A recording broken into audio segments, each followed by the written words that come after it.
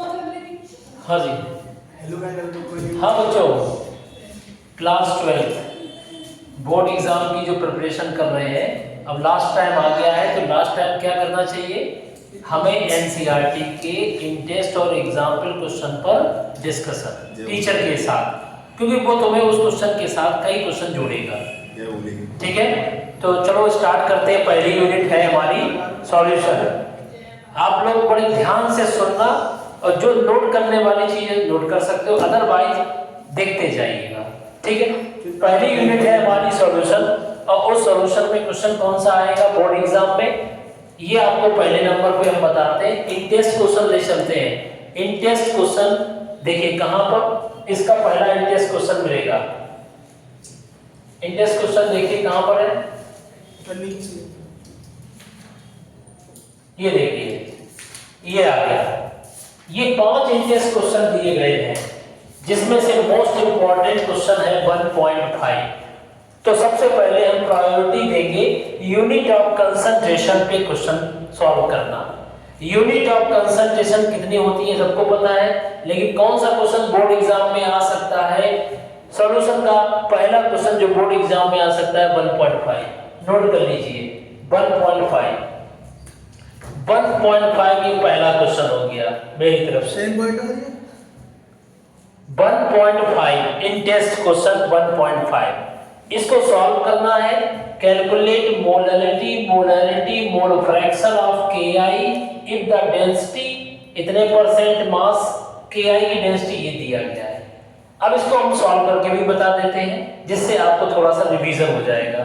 तो सबसे पहले सॉल्व करने के लिए क्या करेंगे, आप इसे नोट कर लेना। कैलकुलेट करना है मोलैरिटी मोल फ्रैक्शन, और क्या दिया गया है, परसेंटेज और डेंसिटी। तो देखिए सबसे पहले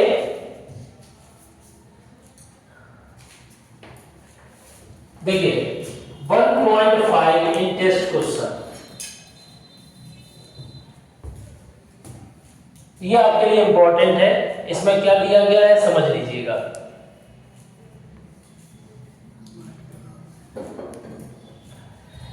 इसमें क्वेश्चन में परसेंटेज कितना दिया बेटा, 20%, 20% KI।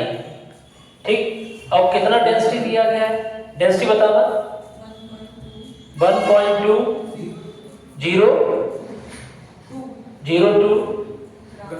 ग्राम पर ml, ये डेंसिटी दिया है। अब आप समझिएगा प्लीज, परसेंटेज दिया गया है बाय मास। ठीक है, बाय मास दिया गया, डेंसिटी दिया गया है। तुमसे पूछा गया मोलैरिटी स्मॉल m, मोलैरिटी और मोल फ्रैक्शन। किसका मोल फ्रैक्शन, KI का। तो सबसे पहले हम मोलैरिटी निकालेंगे, KI का मोल फ्रैक्शन निकालेंगे। तो मोलैरिटी निकालने के लिए केवल आपको परसेंटेज की जरूरत पड़ेगी, और मोलैरिटी निकालने के लिए डेंसिटी की जरूरत पड़ेगी। तो परसेंटेज से दो चीजें निकाल सकते हो। परसेंटेज दिया जाए, कंसंट्रेशन परसेंटेज में दिया जाए, तो आप मोलैरिटी और मोल फ्रैक्शन निकाल सकते हो। मोलैरिटी और मोल फ्रैक्शन तो बेटा हम निकालेंगे कैसे। 20% KI का मतलब क्या हो गया कि सॉल्यूट हो गया 20 ग्राम 20 ग्राम, और सॉल्वेंट कितना हो गया 20 ग्राम। कितने वॉल्यूम सॉल्यूशन में 100 ml सॉल्यूशन में या 100 ग्राम सॉल्यूशन में, तो 100 - 20 करेंगे तो कितना आ जाएगा, 80 ग्राम वाटर आ गया हमारा। ठीक है, 80 ग्राम पानी आ गया, सॉल्वेंट का मास। तो मोलैरिटी बराबर क्या होता है, given mass molar mass of solvent in kg। इसको सॉल्व कर देंगे। गिवन मास कितना है 20, मोलर मास कितना होता है KI का, KI का मोलर मास बताइए, जो भी हो, या KI का मोलर मास रख देंगे, और यहाँ पर मास ऑफ सॉल्वेंट कितना है 80 ग्राम को किलोग्राम बनाएंगे, 1000 से डिवाइड करेंगे। समझ में आ गया, तो ये आ जाएगा मोलैरिटी मोल पर KG में। क्लियर हो गया, बोलो। अब हम निकालेंगे क्या, मोल फ्रैक्शन। क्या निकालेंगे, मोल फ्रैक्शन। तो पहले क्या निकाला, मोलैरिटी, किस फार्मूला से, given mass molar mass of solvent पर KG में। ये ग्राम में किलोग्राम में बदल दिया। ये कहां से निकाला? गिवन मास 20% 20 ग्राम। मोलर मास के आई का कितना है? अभी तक कैलकुलेट नहीं किया। के आई का मोलर मास, के का मोलर मास आई का होता है 127 और के का 39 9 7 कितना हो गया? 166 और मास ऑफ सॉल्वेंट कितना है? मास ऑफ सॉल्वेंट 20% का मतलब क्या हो गया? 20 ग्राम सॉल्यूट प्रेजेंट है 100 ग्राम सॉल्यूशन में, तो सॉल्वेंट हो गया 80 ग्राम। 80 और 1000 से डिवाइड कर दिया, केजी में आ गया। ये हो गया मोल, ये हो गया पर केजी, मोल पर केजी। तो इसका यूनिट हो जाएगा मोल पर केजी में। क्लियर हो गया? ये हमारी मोलैरिटी है, मोलैरिटी। एक क्वेश्चन और आएगा, एक क्वेश्चन और याद रखना। कौन सा कंसंट्रेशन टेम्परेचर पर डिपेंड करता है और नहीं करता है? तो मोलैरिटी टेम्परेचर पर डिपेंड नहीं करती है, एमसीक्यू में मिल सकता है। ये टेम्परेचर पर डिपेंड नहीं करती है, ठीक है? कौन डिपेंड करता है? मोलैरिटी और नॉर्मैलिटी, जिसमें वॉल्यूम ऑफ सॉल्यूशन होता है बेटा।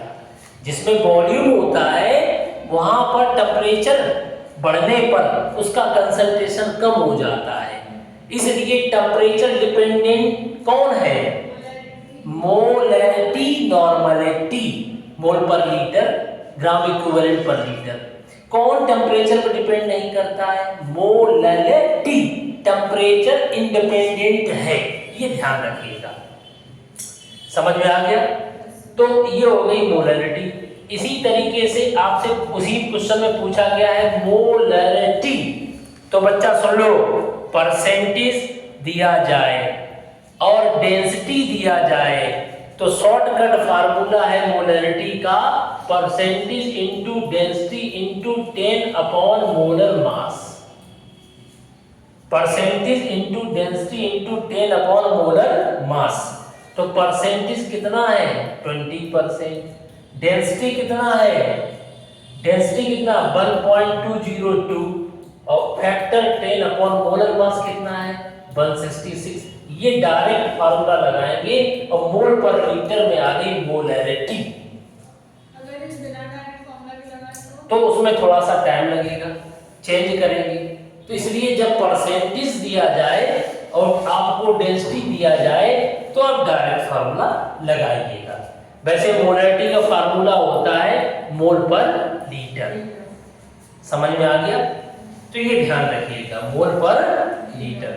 क्लियर हो गया? तो मोलैरिटी हो गया। क्या हो गया? मोलैरिटी। ये भाई वॉल्यूम है तो ये टेम्परेचर पर डिपेंड करेगा और टेम्परेचर बढ़ने पर इसका कंसंट्रेशन कम हो जाता है। ठीक है? क्यों कम हो जाता है? टेम्परेचर बढ़ने पर, टेम्परेचर बढ़ने पर वॉल्यूम बढ़ जाता है, वॉल्यूम बढ़ेगा तो कंसंट्रेशन कम हो जाएगा। ठीक है? इसका ध्यान रखिएगा। मोलैरिटी हो गया, मोलैरिटी हो गया। अब आता है मोल फ्रैक्शन के आई का। इधर देखिए, के आई के मोल्स बटे टोटल मोल्स, मोल फ्रैक्शन। तो के आई के moles given mass, molar mass, given mass, molar mass. याद आया? मोल्स बराबर ये किसके गिवन मास है? सॉल्यूट के, के.आई के 20 ग्राम, मोलर मास 166। ये मोल्स हो गए किसके? के.आई के। प्लस पानी के मोल्स कैसे निकालेंगे? वाटर के मोल्स के लिए वाटर का गिवन मास कितना है? वाटर का गिवन मास कितना है? 80 ग्राम अपॉन कितना हो जाएगा? 18 मोलर मास। तो ये क्या निकल के आ गया? मोल फ्रैक्शन के.आई का। ठीक है? सॉल्यूट का मोल फ्रैक्शन। और हमने ये पढ़ा है सॉल्यूट का मोल फ्रैक्शन आपको पता हो और सॉल्वेंट का निकाला जाए तो टोटल कितना होता है? 1। अगर आप एक का मोल फ्रैक्शन निकाल लो तो दूसरे का मोल फ्रैक्शन एक में से सब्स्ट्रैक्ट करके निकाल सकते हो। ठीक है? इसे नोट कर लीजिए।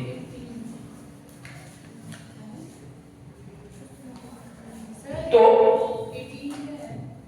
18 मोलर मास ऑफ वाटर, ये वाटर का है ना, सॉल्वेंट। सॉल्वेंट कितना है? 80 ग्राम, 80 ग्राम उसका molar mass, given mass upon molar mass. ठीक है? ये क्वेश्चन हो गया बेटा है। अब देखिए, आपने क्वेश्चन कौन सा पढ़ लिया? आपने क्वेश्चन पढ़ लिया है ये वाला। ठीक है? ये बात क्लियर हो गई कि भाई इतने क्वेश्चन में से अगर आपसे कोई पूछा जाएगा, इतने क्वेश्चन में से अगर कोई पूछा जाएगा तो ये पूछा जाएगा। क्लियर हो गया? यानी मोलैरिटी,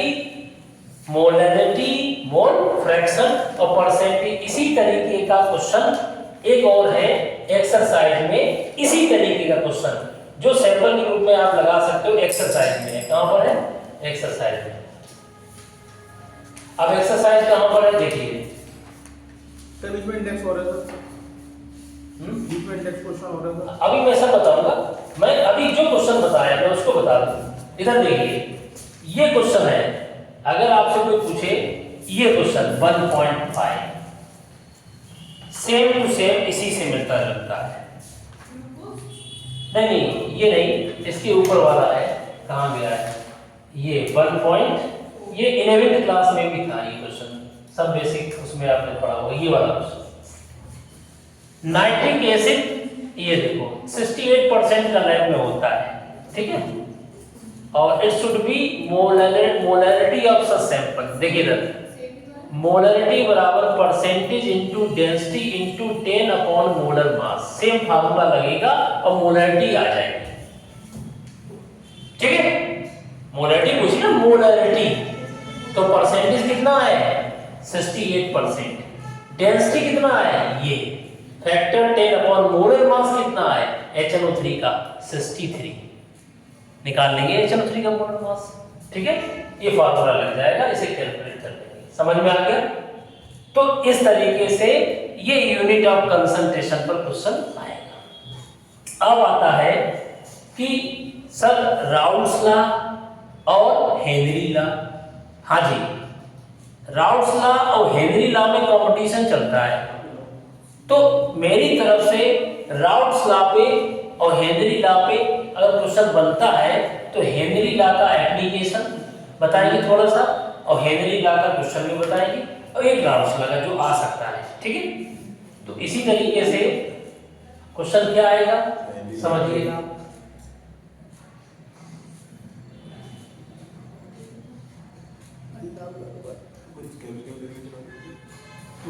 ये देखो सर केमिस्ट्री डेरिवेशन आते हैं सर, डेरिवेशन केमिस्ट्री में नहीं होते हैं, ओनली कंसेप्चुअल क्वेश्चन रीजन के साथ और थोड़े से फिजिकल केमिस्ट्री के न्यूमेरिकल, सिंपल से न्यूमेरिकल। जितना मैं बता रहा हूं प्लीज ध्यान से सुनिए, पहले उन्हीं क्वेश्चन में फोकस करिए। इधर देखिए, ये वही पड़ेगा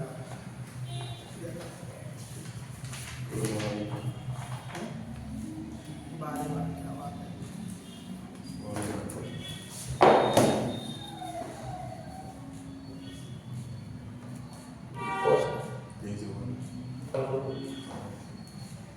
इसे तो देखिए बच्चों, हमारा जो नेक्स्ट क्वेश्चन आएगा दूसरा हेनरी लॉ पर आ सकता है। हेनरी लॉ क्या होता है पहले इसको समझते हैं। हेनरी लॉ, ये देखिए, कोई गैस को हम डिसॉल्व कर रहे हैं लिक्विड में प्रेशर डाल करके solubility of gas in liquid. तो देखिए solubility of gas in liquid is directly proportional to the partial pressure of the gas present above the surface of liquid. यानी जो प्रेशर इसके ऊपर होगा, यानी कितनी गैस भरी है, सॉल्युबिलिटी डिपेंड कर रही है कि कितना प्रेशर उसके सरफेस के ऊपर है। जितना प्रेशर ज्यादा होगा उतनी सॉल्युबिलिटी ज्यादा होगी। इसे कहते हैं हम हेनरी लॉ का स्टेटमेंट। लेकिन न्यूमेरिकल जो लगते हैं वो इस स्टेटमेंट से लगते हैं।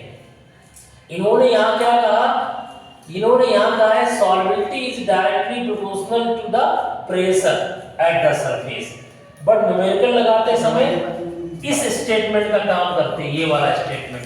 मोल fraction of gas in the solution is directly proportional to the partial pressure of the gas.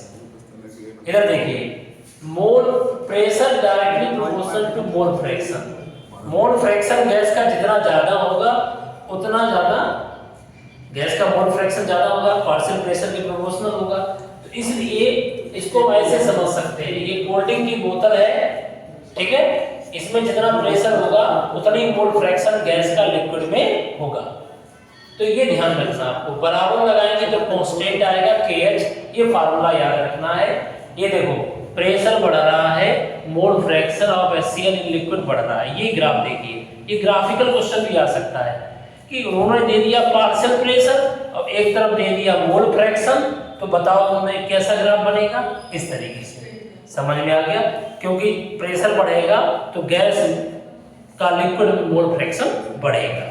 Sir मतलब एक क्वेश्चन आएगा तो कैसे स्टेटमेंट? हाँ मैं बता रहा हूँ। स्टेटमेंट तो ये हो गया कि partial pressure of gas in vapour phase, vapour में तो प्रेशर होता है, is directly proportional to the mole fraction of gas in liquid. ये पार्शियल प्रेशर है, ऊपर है जो गैस फेज में, और ये एक्स क्या है? उस गैस का मोल फ्रैक्शन। ये चीज समझिए ध्यान से आप। तो अब यहाँ पर क्या करेंगे हम लोग, इसका न्यूमेरिकल कैसे आएगा वो समझ लीजिए यहाँ पर। तो इसमें कौन सा क्वेश्चन आएगा वो हम आपको बताते हैं। ये देखो बेटा, ये हमारा स्टैंडर्ड क्वेश्चन है, कम से कम 5-10 बार रिपीट कर चुका है। कैसे क्वेश्चन वैल्यूज बदल जाती है, इधर देखिए, ये लिखिए। दूसरा क्वेश्चन मेरी तरफ से यहाँ पर है एग्जाम्पल 1.4। अब आप कहोगे तो कई बार आया है, क्वेश्चन में चीजें बदल जाती है, वैल्यूज बदल सकती है, लेकिन ये थीम वही है। कैसे? Nitrogen gas is bubbled through water, how many millimoles? ये देखो, how many millimoles of nitrogen gas would dissolve in 1 litre of water. ठीक है, 1 लीटर पानी में कितने मिलीमोल इसमें डिसॉल्व होंगे? Assume that nitrogen accessed A partial pressure 0.987 bar giving the Henry constant दिया गया है बेटा। ये देखिए, ये हेनरी कांस्टेंट की वैल्यू दी गई KH की, और ये इतना प्रेशर है उसके ऊपर वेपर फेज में। 1 लीटर पानी हम मान लेंगे कि उसमें कितनी गैस डिसॉल्व होगी। अब इस क्वेश्चन को कैसे लगाएंगे समझिए ध्यान से। एग्जाम्पल 1.4। तो दूसरा क्वेश्चन जो हमने अपनी तरफ से बताया है, हम अब आपसे कह चुके हैं इन टेस्ट एग्जाम्पल पे फोकस करिए लास्ट टाइम, इसमें ज्यादा आप करेंगे तो परेशान हो जाएंगे। एग्जाम्पल कौन सा बताया? 1.4। 1.4 एग्जाम्पल ध्यान रखिए, ये दूसरा क्वेश्चन है। इसमें क्या कह रहा है समझिए। ये बोतल है, इसमें कितना प्रेशर है बेटा? 0.987 बार। और क्वेश्चन समझ लीजिए, और यहाँ पर गैस, इसका मोल फ्रैक्शन पता नहीं मुझे कितना, गैस कौन सी गैस है? नाइट्रोजन गैस का मोल फ्रैक्शन नहीं पता। ठीक है, इधर देखिए, और यहाँ पर हेनरी कांस्टेंट का मान नाइट्रोजन गैस का, देखिए हेनरी कांस्टेंट टेंपरेचर पर डिपेंड करती है। ये बात याद कर लो, ये क्वेश्चन एमसीक्यू में आ सकता है। जहां मैं बोलूं एमसीक्यू, हेनरी कांस्टेंट की वैल्यू डिपेंड करती है टेंपरेचर पर, याद कर लेना। अगर टेंपरेचर बढ़ेगा तो हेनरी कांस्टेंट की वैल्यू बढ़ेगी, हेनरी कांस्टेंट की वैल्यू बढ़ेगी, और हेनरी कांस्टेंट बढ़ने पर सॉल्वेंटी बढ़ती है। क्या बढ़ती है? सॉल्वेंटी। क्या बढ़ेगी? सॉल्वेंटी। गलत, घटेगी। हेनरी कांस्टेंट की वैल्यू बढ़ने पर सॉल्वेंटी घटेगी, इनवर्सली प्रोपोर्शनल टू सॉल्वेंटी। ये क्वेश्चन आपका एसएसएम रीजन या एमसीक्यू में फंस सकता है, ये याद रखिएगा। इधर नोट कर लीजिए, हेनरी कांस्टेंट किस पे डिपेंड करता है? टेंपरेचर पर। और टेंपरेचर, सॉल्वेंटी टेंपरेचर जानते हैं, टेंपरेचर ज्यादा होगा सॉल्वेंटी कम होगी। तो इस पे क्वेश्चन आपका आ सकता है एमसीक्यू में। सीधी सी बात, टेंपरेचर, एक पर्टिकुलर टेंपरेचर पर KH की वैल्यू फिक्स होती है। टेंपरेचर बढ़ाओगे KH की वैल्यू बढ़ेगी, और KH की वैल्यू बढ़ेगी सॉल्वेंटी घटेगी। ठीक है, इस चीज पर ध्यान रखना। ये एप्लीकेशन से रिलेटेड क्वेश्चन है। ऐसा क्यों? सब जानते हैं टेंपरेचर बढ़ाते हैं सॉल्वेंटी घटती है किसी भी चीज की। ठीक है, टेंपरेचर बढ़ने पर KH की वैल्यू बढ़ती है। अब इधर देखिए, इस न्यूमेरिकल में क्या होगा? इधर देखिए, P बराबर, तुम्हें ये फार्मूला याद रखना है बेटा, कुछ नहीं। तुमसे पूछा गया हेनरी लॉ पर बेस्ड क्वेश्चन, तो समझ लो कोई गैस को लिक्विड में घोला गया है, फिनिश। जब कोई गैस लिक्विड में डिसॉल्व होती है तो हेनरी लॉ याद आता है। अब समझो P बराबर KH इंटू X। अब KH क्या है? Henry constant. ये वैल्यू आपको दी गई है, कितना वैल्यू दिया है? 70। हेनरी कांस्टेंट वैल्यू 4 किलो बार है, 48 किलो बार। और मोल फ्रैक्शन आपका नहीं दिया गया है। ये P कितना दिया गया है? यहाँ पर P प्रेशर दिया गया है आपको 0.987 बार। 0.987 बार। ये बार में है, ये किलो बार में है, तो आप इसको किलो बार में चेंज कर दीजिएगा। तो इसमें कितने का मल्टीप्लाई हो जाएगा, 1000 का। ये हो गया बार, तो बार बार कट जाएगा। अब एक्स, हाँ जी, केज की वही यूनिट होती है जो प्रेशर की होती है, मोल फ्रैक्शन की कोई यूनिट नहीं होती है। कभी कभी पूछ दे मोल फ्रैक्शन बराबर क्या होगा, मोल्स ऑफ गैस बटे moles of gas plus moles of water. इधर देखिए, ये गैस के मोल्स हैं, ये किसके मोल्स हैं, ये किसके मोल्स हैं, गैस के, और ये किसके मोल्स हैं, वाटर के। चलो बताओ वाटर कितने मोल लिया गया, वाटर के मोल के, वाटर कितना लिया गया, 1000 ml, 1 लीटर पानी। 1 लीटर पानी का मतलब 1000 ग्राम। तो आप समझिए ये n निकालना है आपको, और ये n की वैल्यू निकालेंगे। 1000 ग्राम पानी है, वाटर 1 लीटर है, 1 लीटर का मतलब 1 किलोग्राम पानी। तो वाटर के मोल्स कैसे निकालेंगे, वाटर की अमाउंट बटे वाटर का मोलर मास, 55.55 मोल आ जाएगा। यहाँ पे रख देंगे, n की वैल्यू निकल आएगी। हमने निकाल लिया मोल्स, ट्राई मल्टीप्लाई करके। मोल्स तुम्हारे निकल के आ जाएंगे कितने, मोल्स आपके कितने निकल के आ गए, 1.29 into 10 की पावर -5। ये आ गया मोल, क्या आ गया, मोल नहीं 7.16 into 10 की पावर -4। ये आ गया मोल, मोल आ गया। अब मिलीमोल कैसे बनाएंगे, मिलीमोल कैसे बनाएंगे, हाँ जी, उन्होंने पूछा है हाउ मेनी मिलीमोल। तो मिलीमोल बनाने के लिए इसमें 1000 का मल्टीप्लाई कर देंगे। जब हम इसमें 1000 का मल्टीप्लाई कर देंगे तो मिलीमोल आ जाएगा, क्या आ जाएगा, मिलीमोल। तो इस तरीके से आप मिलीमोल निकालो, पहले मोल निकालो, फिर 1000 का मल्टीप्लाई कर दो तो मिलीमोल आ जाएगा। अब देखिए नेक्स्ट क्वेश्चन, ये हो गया, ठीक है। इसके बाद में इसमें क्वेश्चन ये पूछा जाएगा, इफेक्ट ऑफ टेम्परेचर। तो solubility of gas in liquid decrease with rise in temperature, सबको पता है, टेम्परेचर बढ़ेगा सॉल्वेबिलिटी घटेगी। इनके 3 एप्लीकेशन याद रखना, हेनरी लॉ के। हेनरी लॉ का एप्लीकेशन आ सकता है, याद रखना, हेनरी लॉ की एप्लीकेशन आ सकता है, या हेनरी लॉ पर क्वेश्चन बेस्ड आ सकता है। तो कभी कभी एप्लीकेशन पूछ देते हैं। देखो बच्चों, Henry law find several application, ये लिखा हुआ है एनसीईआरटी के अलावा कुछ मत पढ़िए। Henry law find several application in industry and explain some biological phenomena. देखिए पहला एप्लीकेशन, दूसरा एप्लीकेशन पढ़ लेना आप लोग। लिखा हुआ है सॉल्वेबिलिटी कब बढ़ती है, जब प्रेशर हाई प्रेशर पर शिफ्ट की जाए बोतल को। तो इसका मतलब यहाँ कौन सा रूल लगाया गया है, लो भाई, किसी भी गैस का मोल फ्रैक्शन लिक्विड में उसके प्रेशर के प्रोपोर्शनल है। जब बोतल में ज्यादा प्रेशर से भरी जाएगी तो ज्यादा गैस उसमें डिसॉल्व हो जाएगी, ठीक है। और टेम्परेचर कम रखोगे सॉल्वेबिलिटी ज्यादा रहेगी। दूसरा है स्कूबा डाइवर्स।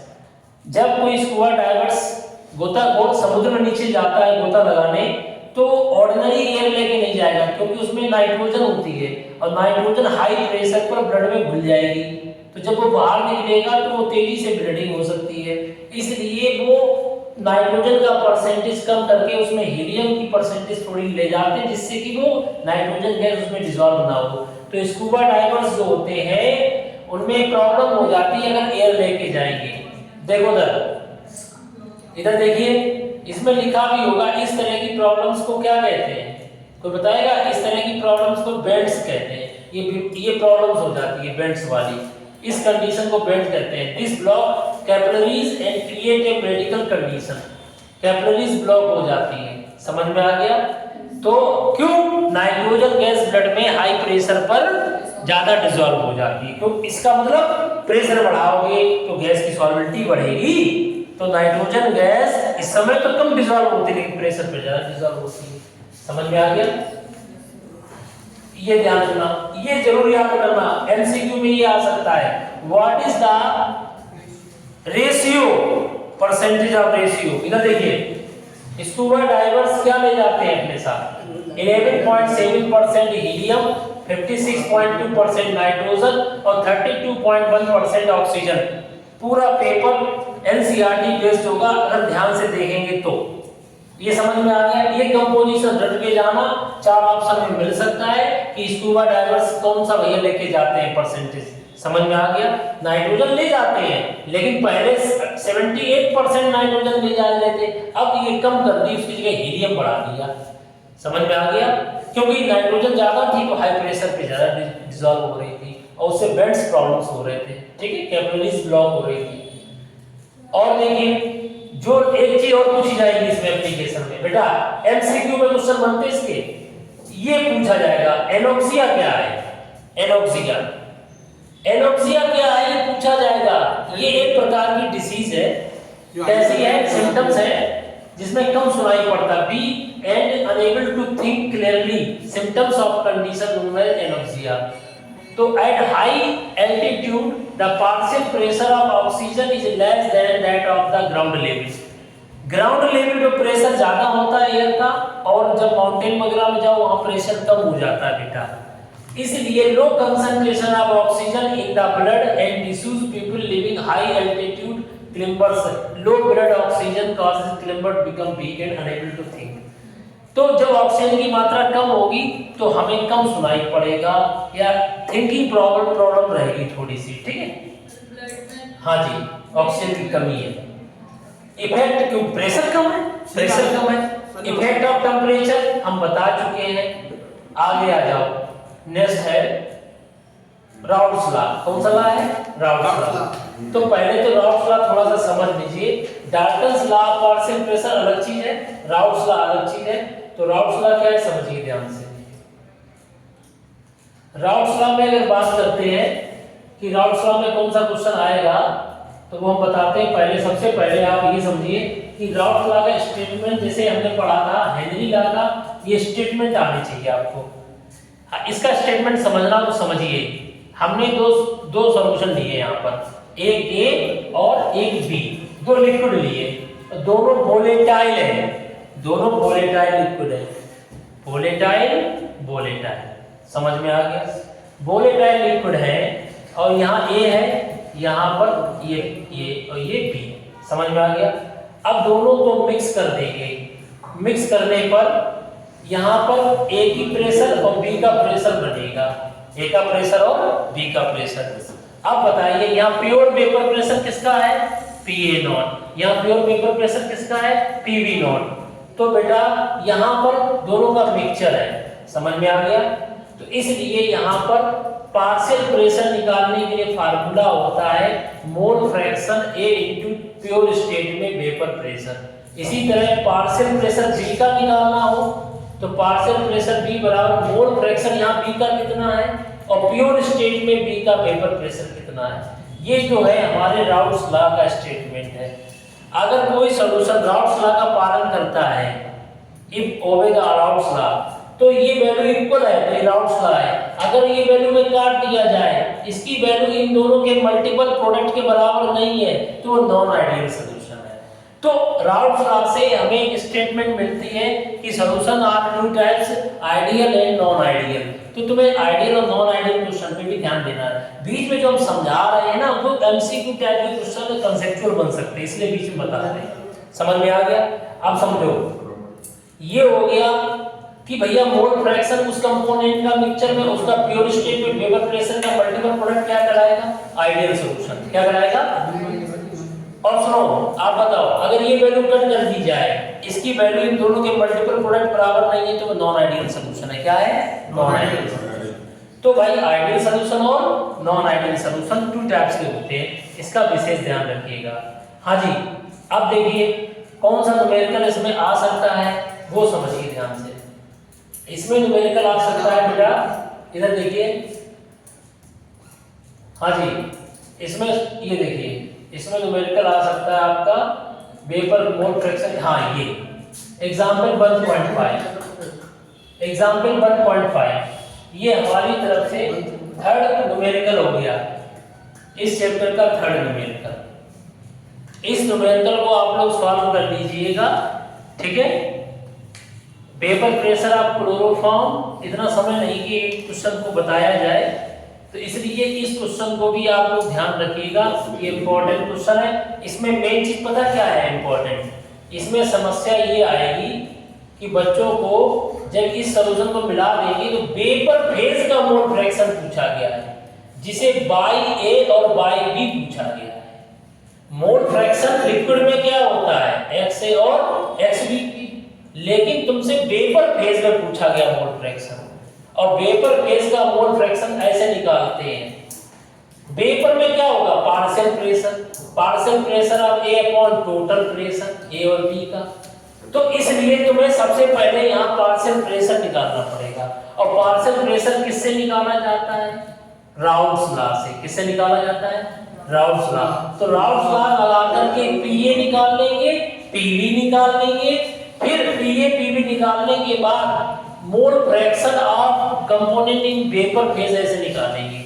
एक आप वेपर फेज में मोल फ्रैक्शन कैसा होगा, कंपोजिशन पार्शियल प्रेशर ए बटे टोटल प्रेशर। भाई यहाँ तो प्रेशर ही है, इसी तरह से ये उसका निकाल लेंगे, बाई बी बराबर पीवी बटे पीए प्लस पीवी। समझ में आ गया।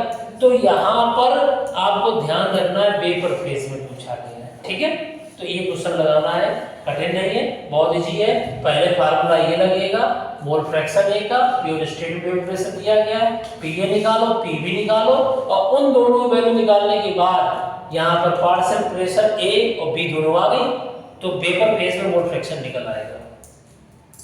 ठीक है बच्चों, इस तरीके से नेक्स्ट क्वेश्चन की ओर बढ़ते हैं। तो नेक्स्ट क्वेश्चन क्या है, अब जो क्वेश्चन आ सकता है तुम्हारा आइडियल और नॉन आइडियल सॉल्यूशन पर। किस पे आ सकता है, आइडियल सॉल्यूशन राउल्स लॉ का पालन करते हैं और नॉन आइडियल सॉल्यूशन नहीं करते हैं। तो इसके लिए हम आपको बताते हैं क्वेश्चन कैसा आएगा। इधर देखिए, आपके पास इधर देखो बेटा, समय कम है तो कम समय में ज्यादा चीजें जल्दी सीखी जा सकती हैं। जैसे आप समझिए आइडियल सॉल्यूशन और non ideal solution. Ideal solution की बात करें, आइडियल सॉल्यूशन की अगर हम बात करें, नॉन आइडियल सॉल्यूशन दो तरीके के होते हैं। यहां पर शॉर्टकट में समझिए, ideal solution non ideal solution दो तरीके के होते हैं, नॉन आइडियल सॉल्यूशन। अब यहां पर कौन आएगा तुम्हारा, positive deviation from Raoult's law, positive deviation from Raoult's law और negative deviation from Raoult's law. ये question MCQ, assertion, reason, conceptual, numerical, ये चैप्टर एक पहला ऐसा चैप्टर है जिसमें हर तरह के क्वेश्चन आते हैं। न्यूमेरिकल, कंसेप्चुअल है, बट रिएक्शन नहीं है, बस इतना है। अब देखिए, positive deviation from Raoult's law, negative deviation from Raoult's law और आइडियल सॉल्यूशन। तो जब आइडियल सॉल्यूशन आए तो देखिए ध्यान से, आइडियल सॉल्यूशन जब आएगा, सर रिफ्लेक्शन आ रहा है, अब सही हो गया सर। आइडियल सॉल्यूशन जब भी आए तो क्या करना है, इसमें समझिए ग्राफ ऐसे बनेगा, बड़े ध्यान से समझिए, कुछ नहीं करना है, आइडियल सॉल्यूशन का ग्राफ बना देना ऐसे, बस दिस इज आइडियल सॉल्यूशन। और आइडियल सॉल्यूशन का एग्जांपल याद करके जाना, जैसे बेंजीन प्लस टॉलुइन, एक जैसे हाइड्रोकार्बन, ये टॉलुइन हो गया, ये बेंजीन हो गया, नहीं समझे, सेम चीज हो। जैसे क्लोरोमीथेन क्लोरोएथेन, एक जैसे हो, ये हो गया तुम्हारा क्या, आइडियल सॉल्यूशन। और आइडियल सॉल्यूशन में ग्राफ एकदम इस तरीके से, यहाँ वेपर प्रेशर और मोल फ्रैक्शन के बीच में ग्राफ खींचा जाएगा, ठीक है, ये देख लेना।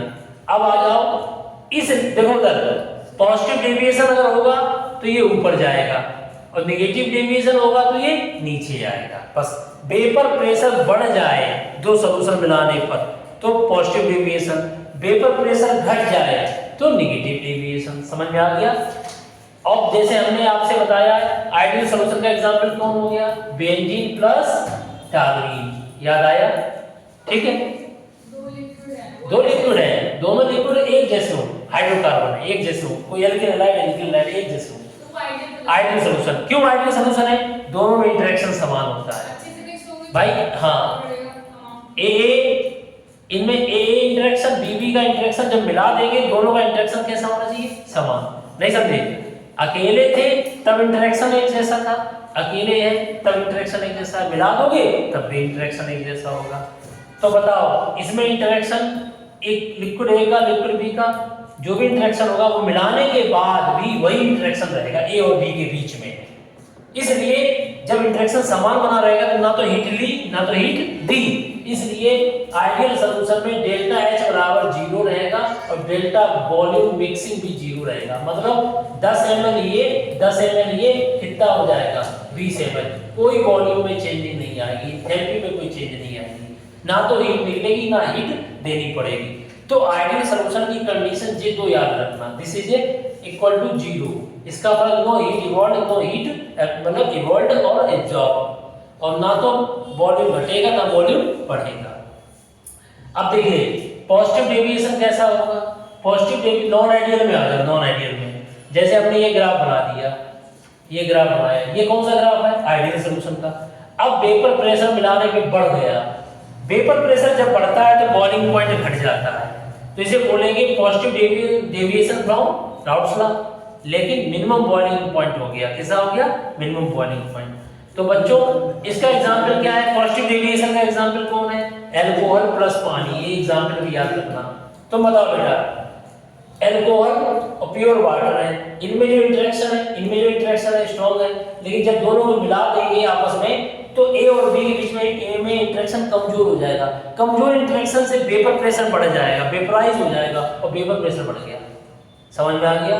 तो ये positive deviation from routes law हो गया, मतलब इसका बॉइलिंग पॉइंट 100 डिग्री सेल्सियस है, इसका बॉइलिंग पॉइंट 79.5 डिग्री सेल्सियस है, लेकिन दोनों को मिलाने से इसका बॉइलिंग पॉइंट 79 हो गया, कम हो जाएगा दोनों से, समझ में आ गया। वेपर प्रेशर बढ़ गया तो बॉइलिंग पॉइंट घट गया, वेपराइज जल्दी होता है तो मतलब पेट्रोल जल्दी वेपराइज होता है कि पानी वाटर, पेट्रोल जल्दी होता है उसका बॉइलिंग पॉइंट कम होता है, फिर उड़ जाती है पेट्रोल। अब नॉन आइडियल सॉल्यूशन हो गया, दो प्रकार का होता है पॉजिटिव और नेगेटिव।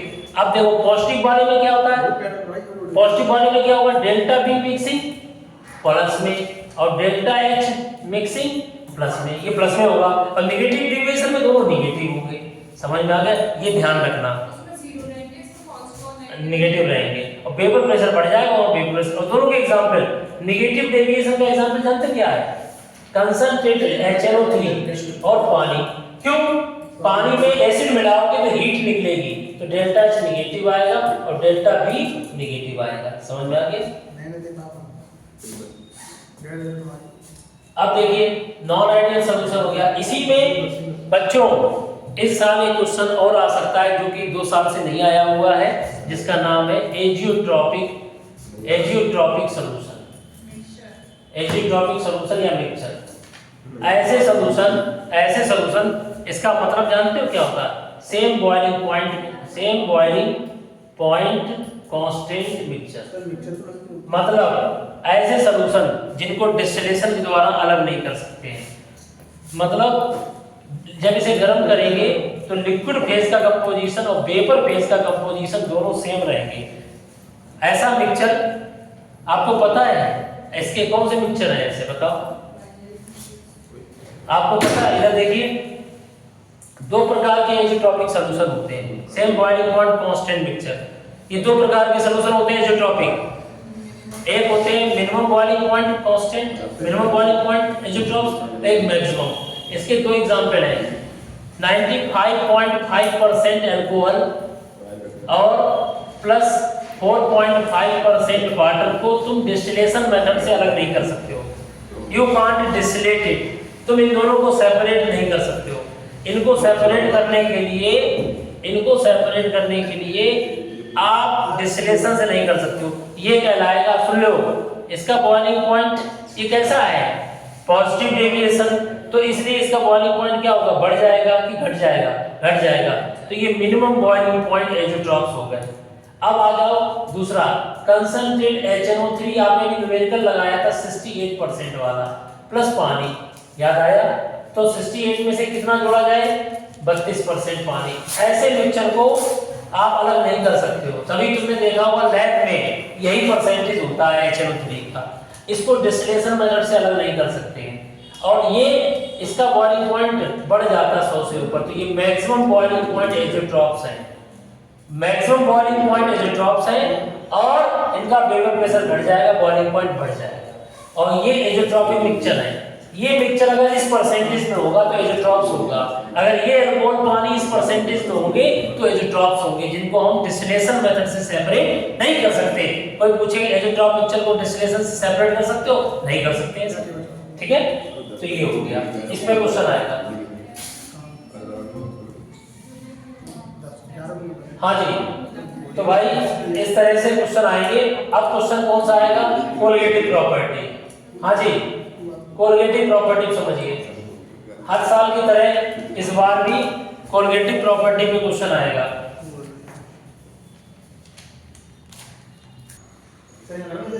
हाँ जी बेटा, देखिए अब आता है कोलिगेटिव प्रॉपर्टी। कोलिगेटिव प्रॉपर्टी है 4।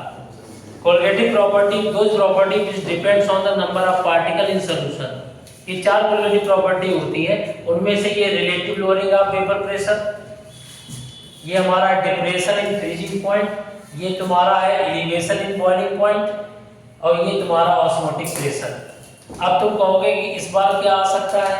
तो भाई इस बार ऑस्मोटिक प्रेशर आ सकता है, और मेरी तरफ से और कौन से क्वेश्चन आ सकते हैं वो समझिए। एक क्वेश्चन इससे रिलेटेड आएगा और एक क्वेश्चन इससे रिलेटेड आएगा। इस बार हर साल ये जाना आता है डेल्टा टी, समझ में आ गया, डिप्रेशन इन फ्रीजिंग। और बता तो रहा हूं मैं, relative lowering of vapour pressure पे क्वेश्चन आएगा और ऑस्मोटिक प्रेशर पे आएगा। क्वेश्चन कौन सा आएगा? इस बार ऐसा क्वेश्चन आएगा जिससे बांटा फैक्टर आई भी लगाई जाए। क्या लगाया जाए? बांटा फैक्टर आई। तो बांटा फैक्टर आई कैसा क्वेश्चन आएगा समझ लीजिए। ऑब्जेक्टिव में क्वेश्चन कैसा आएगा इसमें से वो समझ लीजिए। चलिए बताओ, डेल्टा टीएफ ये क्या कहलाता है? Depression in freezing point. बताओ इनमें से किस में ज्यादा होगा? 1 मोलैरिटी KCl, 0.1 मोलैरिटी BaCl2 और 0.1 मोलैरिटी ग्लूकोज और 0.1 मोलैरिटी आपका यूरिया NH2CuNH2। बताइए इसमें से किसमें सबसे ज्यादा डिप्रेशन इन फ्रीजिंग पॉइंट होगा? 4 ऑप्शन है, 1, 2, 3 और 4। बताइए किसमें से ज्यादा? नहीं समझे, पानी में मिलाओगे, पानी का फ्रीजिंग पॉइंट कितना होता है? 0 डिग्री सेल्सियस। अगर ये मिलाते हो पानी में, उसका कंसंट्रेशन अगर ये होता 60 का, तब ज्यादा डिप्रेशन होगा कि इसे मिलाने से, इसे मिलाने से? इसमें सब में देखिए कंसंट्रेशन सेम है, कंसंट्रेशन सेम है। तो बताओ किसके मिलाने से ज्यादा डिप्रेशन होगा फ्रीजिंग पॉइंट पे? नहीं पता है? ये डिपेंड करता है बांटा फैक्टर पर। और बांटा फैक्टर बच्चों समझते हो, इलेक्ट्रोलाइट नॉन इलेक्ट्रोलाइट दो के लिए होता है। नॉन इलेक्ट्रोलाइट समझते हो जो पानी में घुले, आयनाइज ना हो, उनके लिए बांटा फैक्टर हमेशा 1 होता है, और जो पानी में घुलकर आयनाइज हो जाते हैं उनके लिए बांटा फैक्टर 1 से ज्यादा होता है। और सुनो, बांटा फैक्टर आई की वैल्यू 1 कब होती है? जब कोई डिसोसिएशन या एसोसिएशन ना हो। और आई की वैल्यू 1 से ज्यादा कब होती है? पूछा जाएगा, इधर सुन लीजिए, आई की वैल्यू 1 से ज्यादा कब होती है? जब कोई डिसोसिएशन होता है। और आई की वैल्यू 1 से कम कब होती है? जब एसोसिएशन होता है। एसोसिएशन में क्या होता है? एसोसिएशन में पार्टिकल की संख्या कम हो जाती है और डिसोसिएशन में पार्टिकल की संख्या बढ़ जाती है। और नॉन इलेक्ट्रोलाइट में ना तो पार्टिकल जितने होते हैं उतने ही रहते हैं। समझ में आ गया? अब बताओ इसमें सबसे ज्यादा पता है depression in freezing point BaCl2 में होगा। क्यों? ये दोनों नॉन इलेक्ट्रोलाइट है, ये पानी में घुलते हैं, आयनाइज नहीं होते।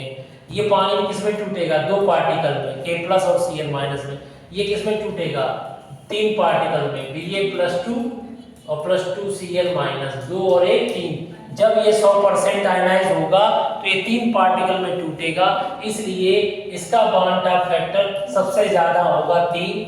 इसलिए फार्मूला लगाते समय बांटा फैक्टर सामने आता है, फिर मोलैरिटी और Kf होता है, इसलिए बांटा फैक्टर ज्यादा होगा तो उसका डिप्रेशन इन फ्रीजिंग पॉइंट या कोई दूसरी कोलिगेटिव प्रॉपर्टी ज्यादा होगी। समझ में आ गया? चाहे एलिवेशन इन बॉइलिंग पॉइंट ज्यादा होगा, ऑस्मोटिक प्रेशर ज्यादा होगा, relative lowering of vapour pressure भी ज्यादा होगा। तो ये डिपेंड करता है, इसलिए बांटा फैक्टर की बात मैंने बताई। क्वेश्चन कौन सा आ सकता है समझिए ध्यान से। जिस क्वेश्चन पे हम बात कर रहे हैं उन क्वेश्चन को तैयार कर लीजिएगा। नहीं आ रहा है तो आप जो है इनके वीडियोस हमारे देख सकते हो यूट्यूब चैनल पर। इधर देखिए यहाँ पर क्या है, ये तो हो गया। नेक्स्ट क्वेश्चन समझिए कौन सा क्वेश्चन आ सकता है। हाँ जी, लो सबसे पहले इधर देखिए,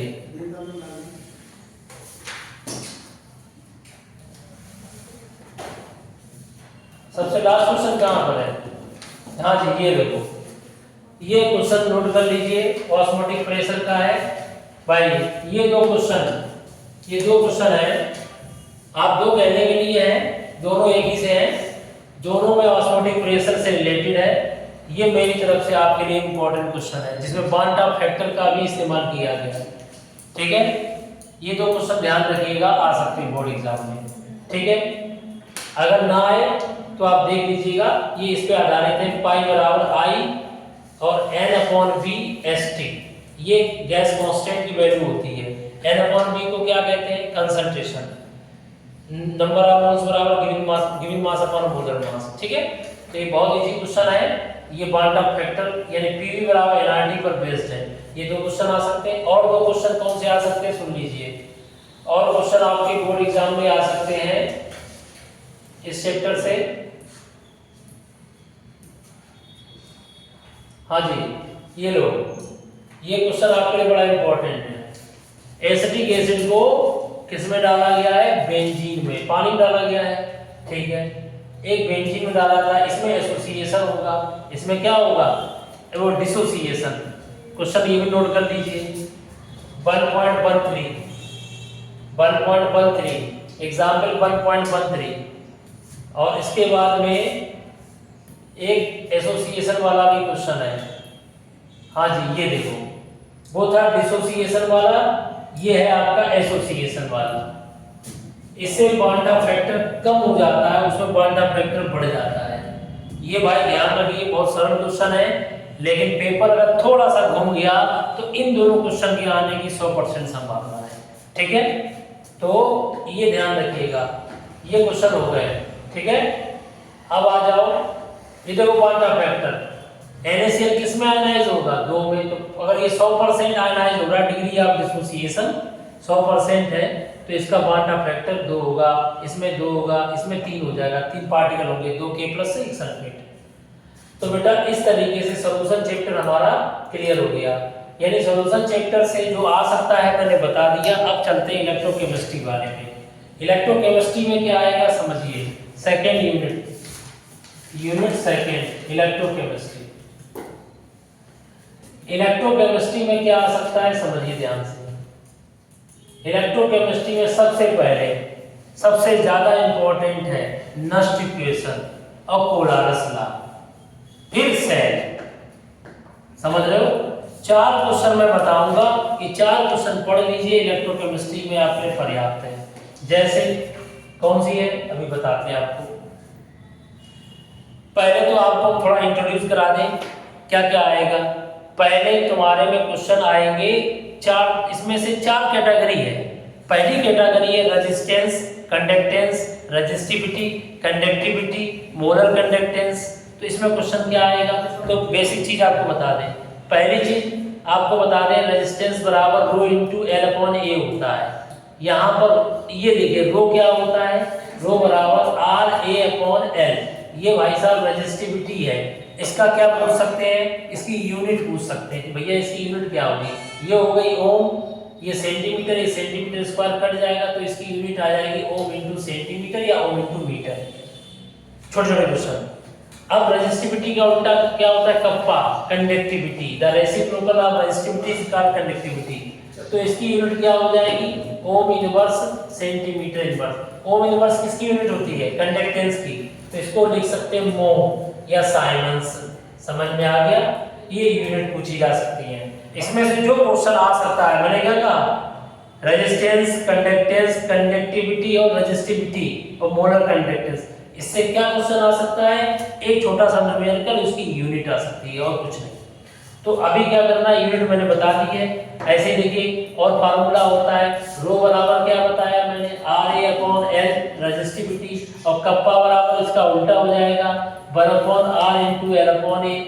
यहाँ पर इस पे न्यूमेरिकल आ सकता है। 1/R को कहते हैं कंडक्टेंस, इसको कहते हैं सेल कांस्टेंट। भैया सेल कांस्टेंट पूछी जा सकती है, फार्मूला में वैल्यू पुट कर देना, आ जाएगा। ठीक है सर। इसी तरीके से मोल, अब देखिए मोलर कंडक्टेंस बराबर कप्पा/कंसंट्रेशन। ठीक है, ये इस पे न्यूमेरिकल जरूर आएगा। बस अंतर याद रखना, 1000 का गुणा ऊपर होगा मल्टीप्लाई कब, जब कप्पा किस में हो, ओम इनवर्स सेंटीमीटर इनवर्स में हो। सर अब में आएगा, अगर ओम इनवर्स सेंटीमीटर इनवर्स में नहीं है, मीटर इनवर्स में है कप्पा, तो 1000 नीचे आ जाएगा। ये कन्वर्जन्स है सेंटीमीटर बदलने के लिए। ठीक है, बेसिक है सर। तो मोलर कंडक्टेंस का फार्मूला पता हो, स्पेसिफिक कंडक्टेंस अपॉन कंसंट्रेशन, ये क्वेश्चन आएंगे, याद रखिएगा। ठीक है, ये रेजिस्टिविटी इतना समझ नहीं है, कप्पा को कहते हैं क्या, कंडक्टेंस। ठीक है, या स्पेसिफिक कंडक्टेंस है, कंडक्टिविटी या स्पेसिफिक कंडक्टेंस और मोलर कंडक्टेंस। अब देखिए इतना बात समझ में आ गया। और मोलर कंडक्टेंस का फार्मूला देखो बच्चों, अगर 1000 नीचे कब चला जाएगा, जब कप्पा किस में होगी, ओम इनवर्स या साइनस कह दो, मीटर इनवर्स में। ठीक है, ये ध्यान रखिएगा।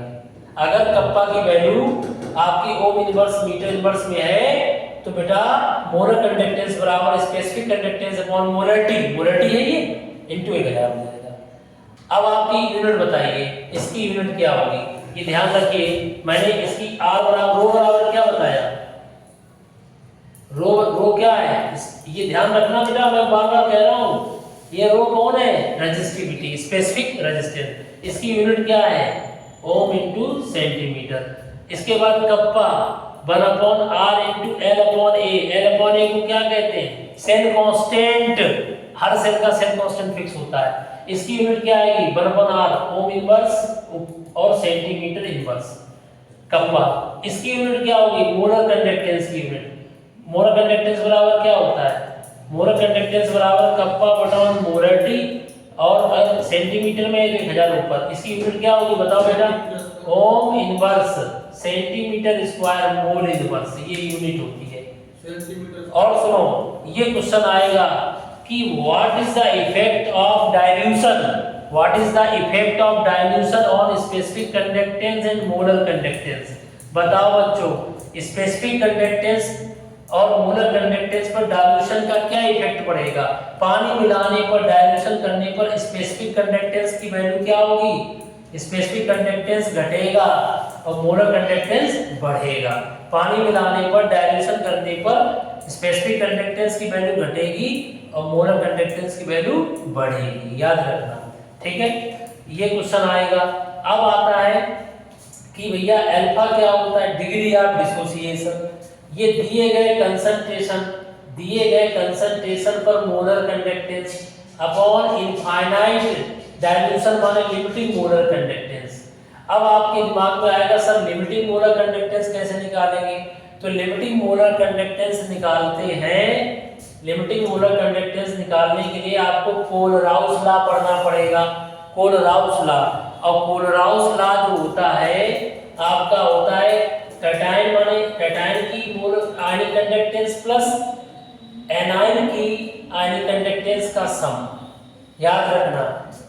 कैटायन की, भाई एक चीज बताओ, किसी भी साइड को पानी में डालोगे प्लस और माइनस बनेगा, तो प्लस माइनस में कैटायन और एनायन होगा। कैटायन की आयनिक कंडक्टेंस और एनायन की आयनिक कंडक्टेंस दोनों का सम क्या कराएगा, लिमिटिंग मोलर कंडक्टेंस। क्या कराएगा, लिमिटिंग मोलर कंडक्टेंस। समझ में आ गया, लिमिटिंग मोलर कंडक्टेंस। तो बेटा लिमिटिंग मोलर कंडक्टेंस किससे निकाली जाएगी, कौन से नियम से, कोलराउस लॉ के नियम से, कोलराउस लॉ के नियम से।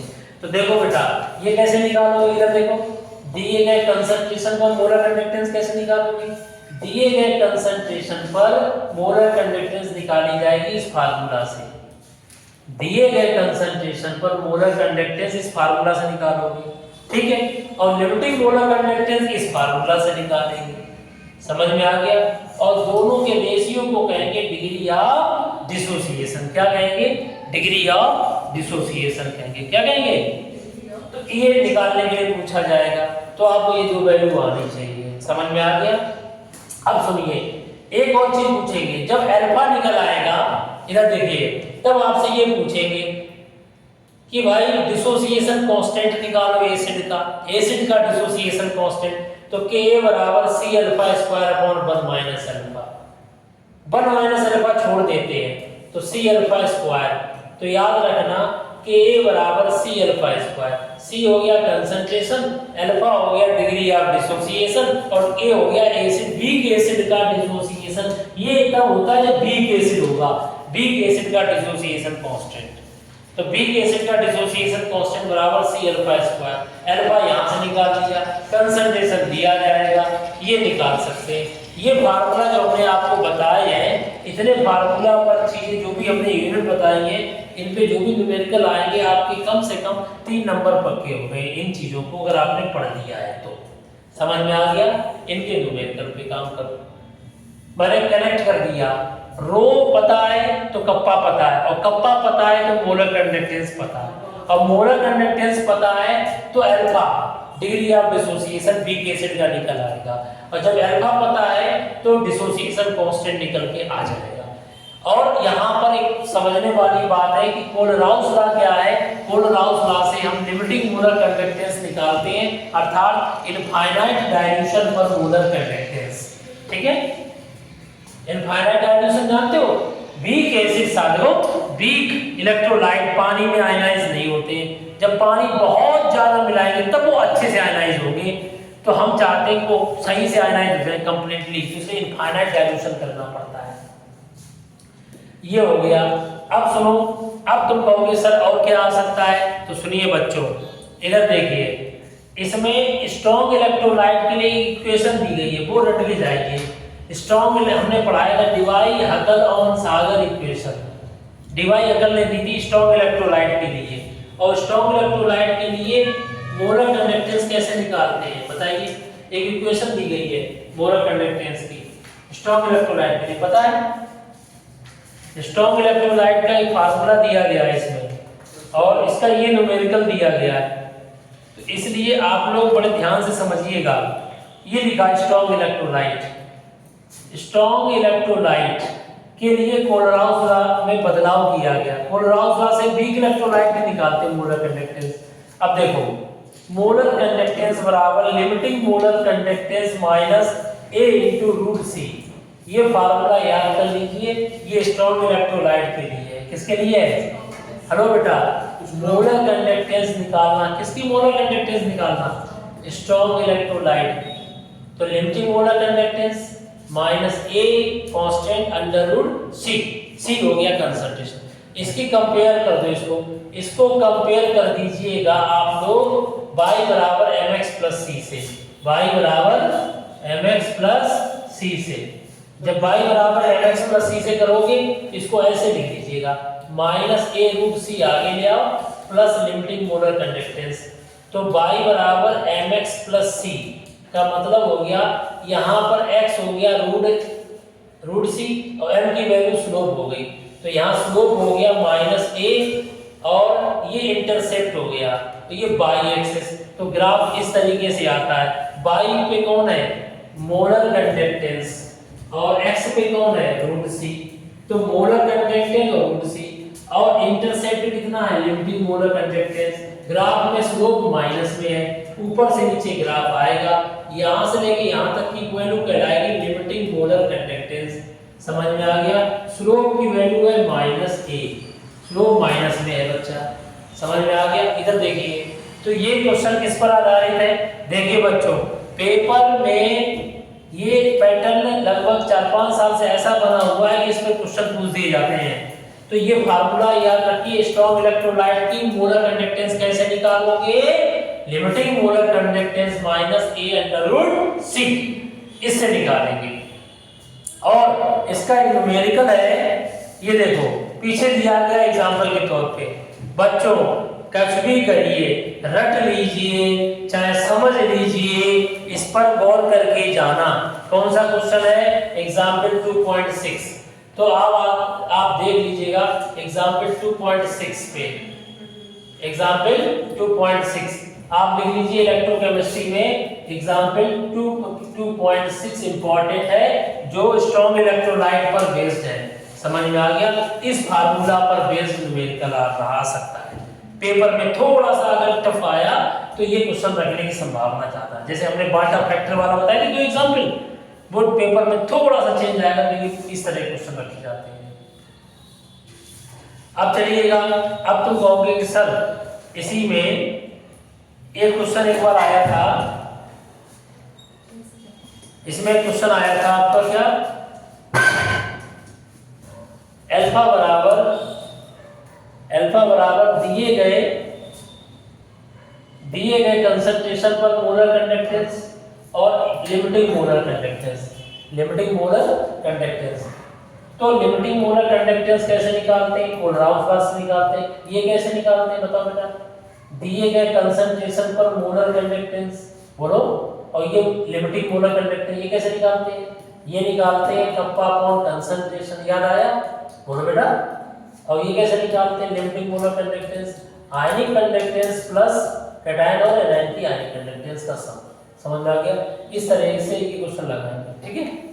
बोलो, समझ में आ गया? इस तरीके से ये क्वेश्चन लगेगा, तब ये डिग्री ऑफ डिसोसिएशन आ जाएगा और K बराबर C अल्फा स्क्वायर ही आ जाएगा। अब ये क्वेश्चन कहाँ मिलेगा? ये क्वेश्चन आपको मिलेगा, मैं आपको बता दे रहा हूँ, एग्जाम्पल नंबर देख लीजिएगा 2.9।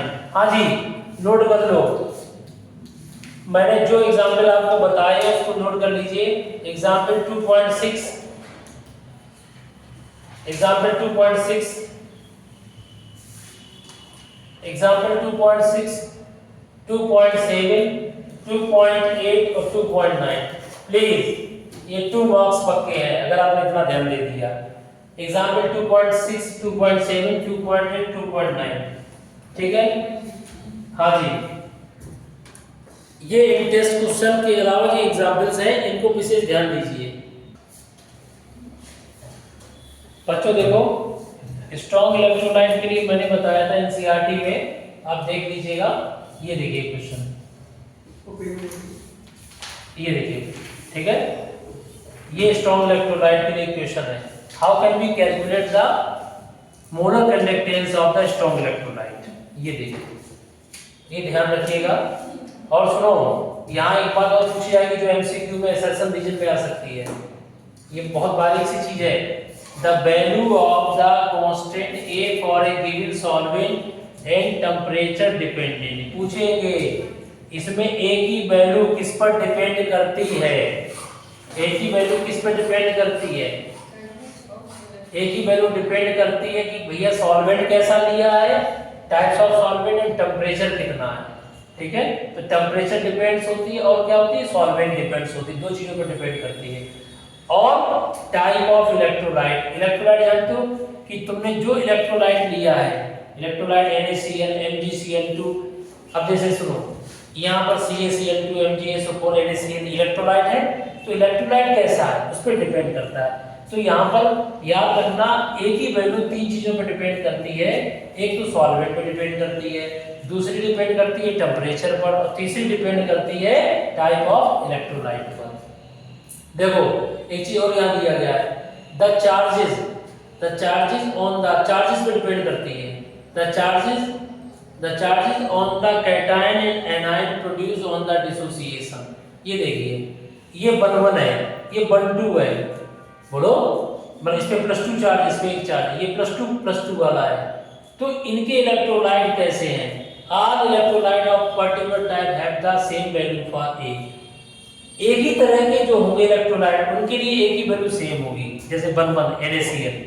तो ये क्वेश्चन, अब ऐसे ही क्वेश्चन निकाले जाते हैं, समझ लीजिए। इसे बोलते हैं कंसेप्चुअल क्वेश्चन, और इस पे बच्चे ध्यान नहीं देते पूरी साल। प्रश्न जो निकल के आते हैं वो यहाँ से निकल के आते हैं, जैसे हमने हेनरी लॉ के एप्लीकेशन में बताया था। ऐसे ही आप यहाँ पे देखो स्ट्रॉन्ग इलेक्ट्रोलाइट, तो ये क्वेश्चन ऐसे निकालते हैं। ये पैराग्राफ पूरा बड़ा इंपॉर्टेंट है, इसे पढ़ लीजिएगा। खासकर स्ट्रॉन्ग इलेक्ट्रोलाइट में ए की वैल्यू किस पे डिपेंड करती है, ये ध्यान रखिएगा। और ये कैटायन के चार्ज पे भी डिपेंड करती है, जैसे NaCl, MgCl2, उसी हिसाब से वैल्यू बढ़ जाती है। अब आगे आ जाओ, मैंने कहा पेपर अगर थोड़ा सा भी टफ आता है तो भाई इस क्वेश्चन के होने की पूरी संभावना है। एग्जाम्पल नंबर 2.6, ठीक है। ये देखो, एक बार बताया था मैंने y बराबर mx प्लस c से कंपेयर करके। अब आ जाओ, देखो बच्चों, कोलराउस लॉ क्या मैंने बताया था। कोलराउस लॉ देखिए, Kohlrausch law examined limiting molar conductance value for a number of strong electrolytes and observed certain regularities. He noted that the difference in this NaX KX for NaX is nearly constant. For example, this. सुन लो बेटा, Kohl's law examined this value for a number of strong electrolytes and observed certain regularities. मतलब उन्होंने कुछ problem भी पाई उसमें, ये value दी गई है उन्होंने। And similarly value found in this on the basis of the above observation, क्या लिखा, Kohl's law of independent migration, ये पूरा है नाम, Kohl's law of independent migration of ion। तुम बताओ, कैटायन एनायन जब पानी में होते हैं सॉल्वेंट में तो मूव करते हैं, तो वो किसी पे डिपेंड नहीं कर रहे, तो वो independent migration of ion. This law of state limiting molar conductivity of an electrolyte can be represented as the sum of the individual contribution of anion cation। लिखा है, तो इस पर क्वेश्चन आएंगे, बड़े ध्यान से समझ लीजिएगा। और इसके बाद इस पर देखिए, weak electrolyte acetic acid having lower degree of dissociation at higher concentration and hence such electrolyte, इनको पानी में ज्यादा मिलाएंगे जिससे कंसंट्रेशन कैसा हो जाएगा, जीरो, और उस पर हमारी सबसे ज्यादा कंडक्टिविटी होगी। जब कंसंट्रेशन जीरो होगा तब ज्यादा आयनाइज होगा, तो वो कहलाएगी लिमिटिंग मोलर कंडक्टेंस। और यहाँ पर क्या करेंगे, ये देखिए, मैंने बताया था आपको, मैंने आपको बताया था ये डिग्री ऑफ डिसोसिएशन निकालना एसिटिक एसिड का। कुछ याद आया? एसिटिक एसिड का कैसे एसिटिक एसिड टूटता है बेटा? एसिटिक एसिड आपका किसमें टूटता है? ये देखिए, दो भागों में टूटता है। तो यहाँ से निकल के फार्मूला बनता है Ka बराबर C alpha square upon 1 minus alpha. इसको छोड़ देते हैं, तो Ka बराबर C अल्फा स्क्वायर से हम Ka माने डिसोसिएशन कांस्टेंट निकाल देते हैं। ये देखो, ठीक है। और ये कैसे निकल के आया, ये पूछा गया था एक बार कि इसमें बताओ डिसोसिएशन कांस्टेंट की वैल्यू कौन सी सेम है, बताएं ये कैसे निकलेगा। अल्फा की वैल्यू कितनी होती है बेटा, बताओ। अल्फा वैल्यू ये है molar conductance upon limiting molar conductance. ये वैल्यू उठा के यहाँ रख दो अल्फा की जगह पर। बोलो, अगर हम अल्फा की जगह पर ये वैल्यू पुट कर देंगे तो ये निकल के आ जाएगा एलसीएम वगैरह लेकर के। ध्यान रखना, ऐसे घुमा देते हैं, ये वैल्यू ना रख करके इसमें अल्फा का मान ये रख दिया, ठीक है। तो ये ध्यान रखना है।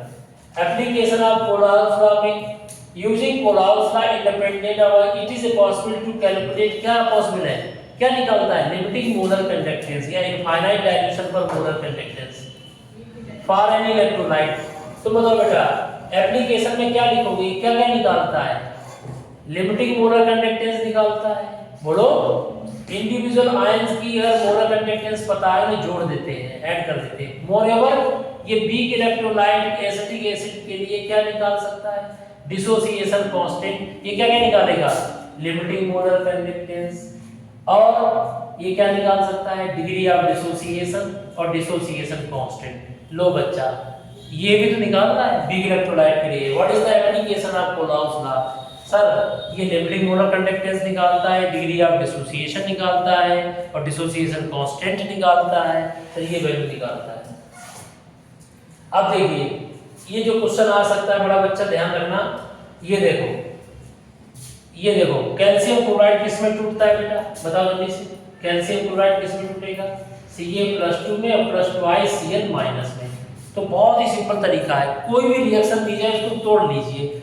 अब इसका लिमिटिंग मोलर कंडक्टेंस बराबर होगा कैल्शियम +2 का आयनिक कंडक्टेंस प्लस जो दो संख्या आगे लिखी उसके आगे 2 लिख देंगे Cl- का लिमिटिंग मोलर कंडक्टेंस, इनको ऐड कर देंगे। समझ में आ गया? तो इसकी आयनिक कंडक्टेंस और इसकी आयनिक कंडक्टेंस दी जाएगी, बस ये जो संख्या आगे लिखी जाएगी इसका मल्टीप्लाई जरूर होगा, ये ध्यान रखिएगा। समझ में आ गया? जैसे और एक क्वेश्चन ये आ सकता है बेटा, ये देखिए एग्जांपल 2.8। भाई इस तरह के क्वेश्चन बहुत पहले पूछे गए थे, लेकिन कई साल से नहीं आ रहे थे, इसलिए मेरी तरफ से इंपॉर्टेंट कैटेगरी में एग्जाम्पल नंबर 2.8। ठीक है, एग्जाम्पल 2.8 भी आ सकता है आपके एग्जाम में। ये बहुत सिंपल क्वेश्चन है, आ सकते हैं, अगर आप चाहो तो लगा सकते हो, नहीं आता हो तो हम बता दें। आता है सबको? ठीक है, और देखो ये देखिए नेक्स्ट क्वेश्चन, ये देखो कंडक्टिविटी कप्पा दिया गया एसिटिक एसिड का, ये दिया कप्पा, और कैलकुलेट करना अल्फा के ए, और ये दिया गया तुम्हारे सामने लिमिटिंग मोलर कंडक्टेंस। तो इस सवाल में क्या करोगे बताओ बेटा, इस क्वेश्चन में क्या करना है बताइए। कंडक्टिविटी दिया गया है तो यहां से निकालेंगे मोलर कंडक्टेंस।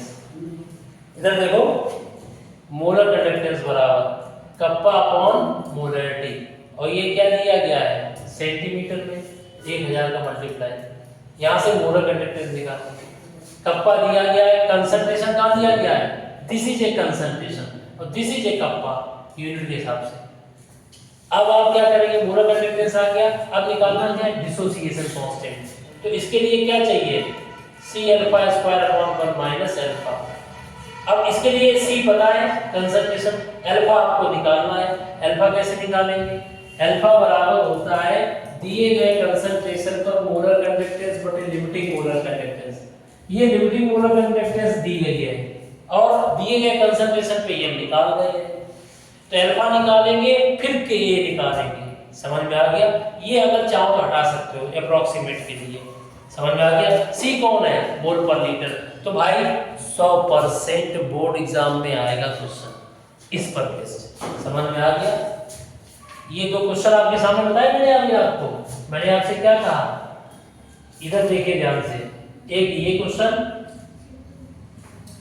ध्यान से देखिए इधर, एक तो ये क्वेश्चन आपका, एक ये क्वेश्चन, ये फिक्स है, मतलब ये 100% आने वाले क्वेश्चन नहीं है। 100% 100% बोलेंगे 100% आएंगे। समझ रहे हो, ये 100% क्वेश्चन आ सकते बोर्ड एग्जाम में।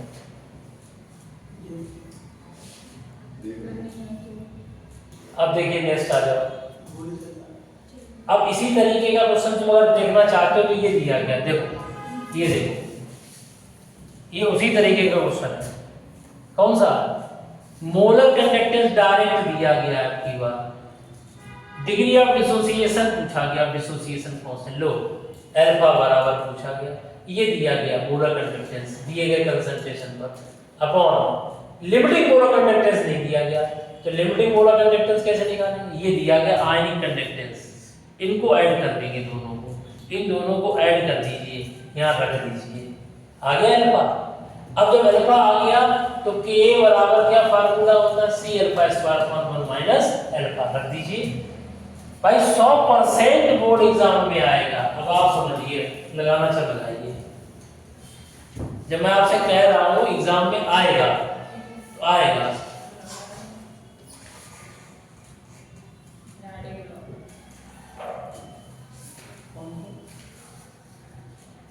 टू 2.9 इंटेस्ट क्वेश्चन,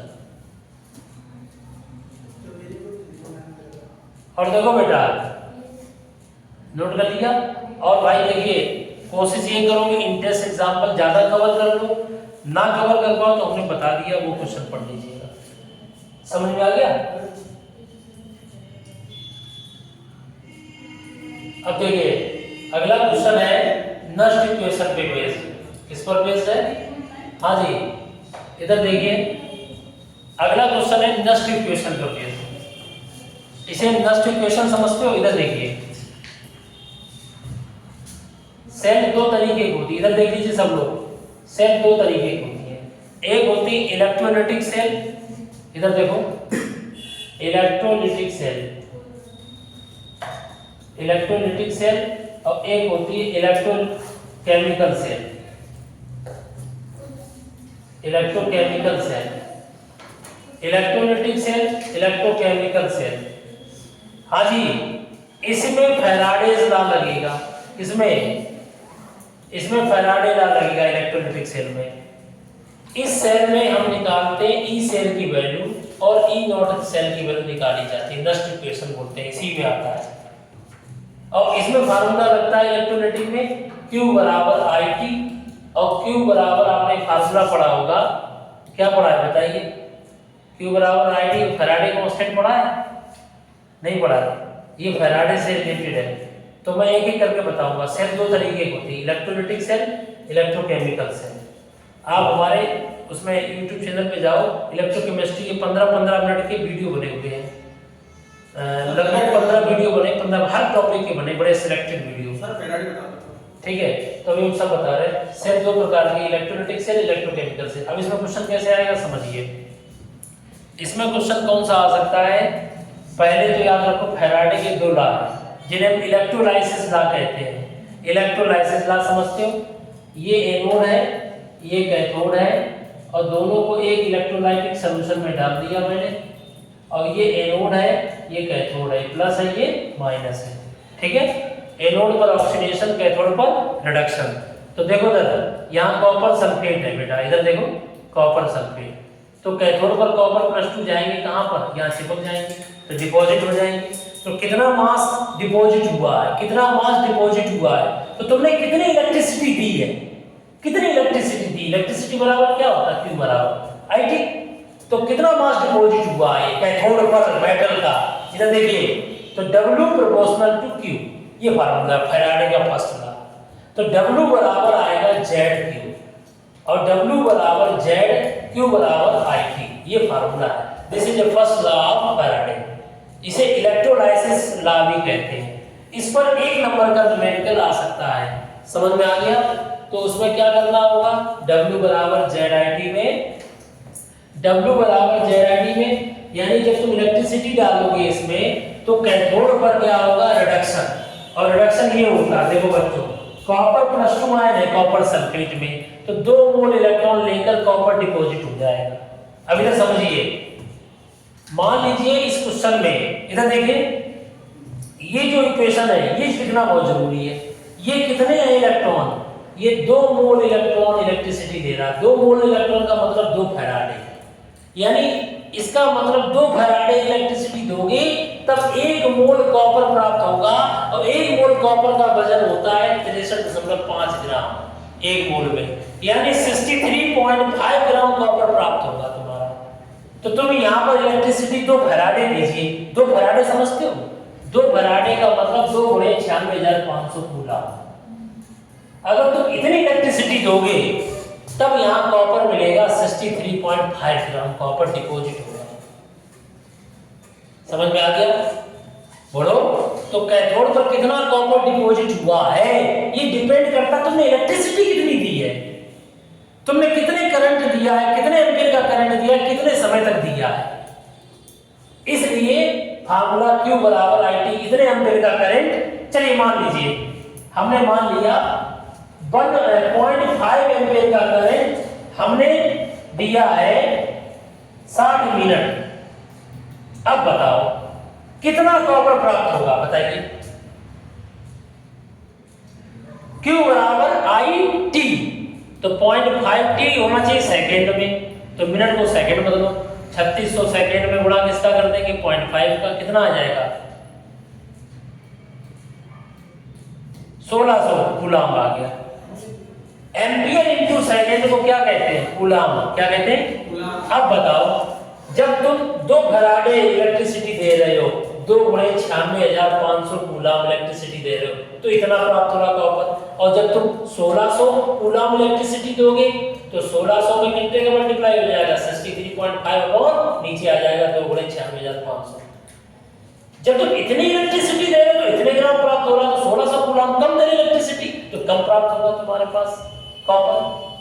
तो कॉपर कितना प्राप्त होगा ये डिपेंड करेगा तुम्हारे किस पर डिपेंड करेगा?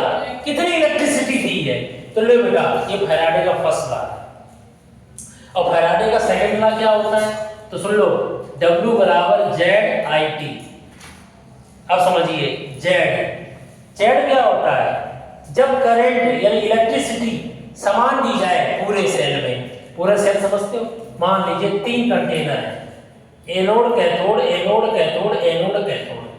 एनोड ऊपर कर दिया, लो इसको एक तार से बांध दिया, कैथोड ये आ गया प्लस माइनस, समझ में आ गया। अब समझिए, इसमें भर दिया कॉपर सल्फेट, इसमें डाल दिया सिल्वर नाइट्रेट और इसमें डाल दिया क्या, जिंक सल्फेट। अब आपसे पूछा जाए, इलेक्ट्रिसिटी दे दी गई कि भैया स्टडी करंट दिया है कि हमने 1.5 एम्पीयर का करंट दिया मैंने 10 मिनट तक, तो इलेक्ट्रिसिटी तो सेम हो गई, लेकिन यहां पर ये हटा दो जब सेम है IT, तो W और Z जानते क्या होता है, केमिकल इक्विवेलेंट। क्या होता है, केमिकल इक्विवेलेंट।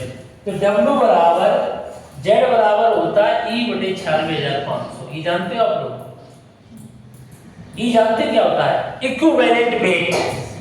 इक्विवेलेंट वेट जानते हो, जैसे कॉपर का +2 चार्ज होता है, इसका मोलर मास होता है 63.5 और कितना चार्ज है 2, अगर इसके मोलर मास में डिवाइड कर दें 2 का तो निकल के आएगा इक्विवेलेंट वेट, इक्विवेलेंट मास।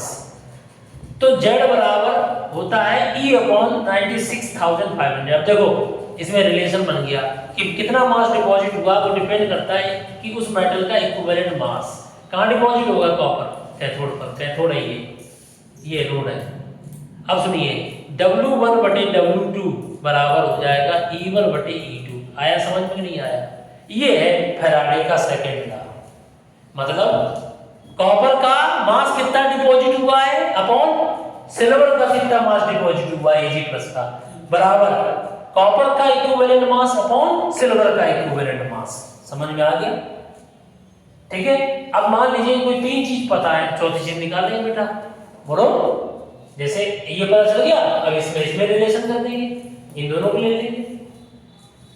तो इस पे क्वेश्चन आ सकता है। इसके लिए हमें क्या पढ़ना चाहिए, हमें पढ़ना चाहिए कौन से क्वेश्चन, देखिए एक्सरसाइज में आ जाओ, इधर देखिए बेटा, ये क्वेश्चन पढ़ लीजिएगा आप लोग। हाँ जी, ये देखो कौन से क्वेश्चन है बता दे रहा। इलेक्ट्रोकेमिस्ट्री, अगर तुमसे कहा जाए सॉल्यूशन इलेक्ट्रोकेमिस्ट्री और केमिकल, जिसमें आप 100% कर सकते हो, वो इलेक्ट्रोकेमिस्ट्री चैप्टर है। आप ये समझ लीजिए बहुत इंपॉर्टेंट चैप्टर है ये। इधर देखिए,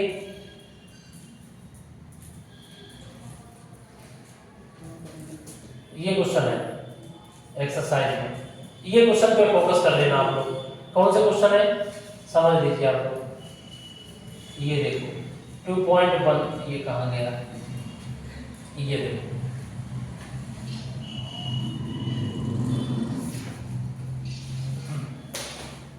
हाँ जी बेटा, देखो मैंने आप लोगों से कहा था, ये देखो एक तो क्वेश्चन वही लोग बताते आ रहे बार बार कि डिसोसिएशन कांस्टेंट याद है तुम्हें, what is it's dissociation constant, बताया था मैंने, अल्फा और के निकालना, ठीक है। और सुनो ये देखिए क्वेश्चन 12, 13, 14, 15, 16, ये बहुत सरल क्वेश्चन है, इन पर अभ्यास कर लीजिए आप लोग। और किस पर बेस्ड है, फैराडे के फर्स्ट लॉ सेकंड लॉ पर बेस्ड है। लास्ट वाला सेकंड लॉ पर बेस्ड है ये वाला, बाकी ये सब फर्स्ट लॉ पर बेस्ड है। इसमें से कौन सा क्वेश्चन नहीं आ रहा तो बता दें, बहुत सिंपल क्वेश्चन है। जैसे यहाँ पर बताओ, how much charge required for the following reduction. तो देखो बेटा ये ऐसे क्वेश्चन आ जाते हैं, एल्यूमिनियम प्लस 3 इलेक्ट्रॉन लेकर क्या बनाएगा, एल्यूमिनियम बनाएगा। बोलो एल्यूमिनियम प्लस 3 कितने इलेक्ट्रॉन लेगा, 3 इलेक्ट्रॉन लेगा, और 3 इलेक्ट्रॉन लेने पर क्या बनाएगा, एल्यूमिनियम। तो यहाँ पर कितने मोल इलेक्ट्रॉन ले रहा है, 3 मोल इलेक्ट्रॉन, तो 3 फैराडे इलेक्ट्रिसिटी ले रहा है, तो 1 मोल बनता है। तो लो भाई, how much charge required to follow reduction, aluminium plus 3 से 1 मोल एल्यूमिनियम बनने में कितने फैराडे चाहिए इलेक्ट्रिसिटी, 3 फैराडे। 3 फैराडे माने 3 × 96,500, 1 फैराडे में कितने कूलम इलेक्ट्रिसिटी चाहिए। अब कॉपर +2 है, कितनी चाहिए बताओ, 2 मोल इलेक्ट्रॉन, 2 फैराडे, 2 × 96,500 कूलम। अब यहाँ पर कितना चार्ज है एमएन पर, +7 से क्या बन रहा है, +2, तो यहाँ पर कितना ले लिया गया, 5 इलेक्ट्रॉन, तो +7 से +2, यहाँ एमएन की ऑक्सीडेशन स्टेट +7, तो कितने मोल इलेक्ट्रॉन लिया गया, 5 मोल इलेक्ट्रॉन मतलब 5 फैराडे। 5 मोल इलेक्ट्रॉन का मतलब 5 फैराडे। तो 5 मोल इलेक्ट्रॉन 5 फैराडे, 5 × 96,500 कूलम। नहीं आया समझ में? अब इसके बाद आ जाओ, how much electricity in terms of Faraday is required to produce. Same question है, आप कर लीजिएगा, टाइम इतना वेस्ट मत करो। नेक्स्ट क्वेश्चन क्या है जो तुम्हारे में आ सकता है? नेक्स्ट इक्वेशन बता रहे हो।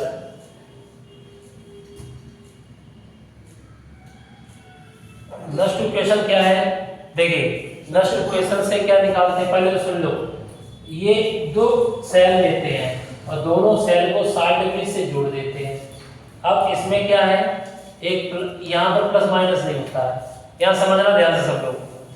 ये एनोड है, ये कंपार्टमेंट क्या है? कैथोड है। ये क्या है? एनोड। ये क्या है? कैथोड। ठीक, इसमें रिएक्टिव मेटल लेते हैं, इसमें लेस रिएक्टिव मेटल लेते हैं। इधर अगर हमने जिंक लिया है, इधर कॉपर ले लिया है। जिंक ज्यादा रिएक्टिव है, कॉपर कम रिएक्टिव है। कैसे पता चला? जिंक ज्यादा रिएक्टिव है, कॉपर कम रिएक्टिव है, कैसे पता चला? ये पता चला है रिडक्शन पोटेंशियल से। किससे पता चला है? अब रिडक्शन पोटेंशियल जिंक का कितना होता है? जिंक का रिडक्शन पोटेंशियल -76 वोल्ट होता है। कॉपर का रिडक्शन पोटेंशियल कितना होता है? कॉपर का रिडक्शन पोटेंशियल +0.34 वोल्ट होता है। समझ में आ गया?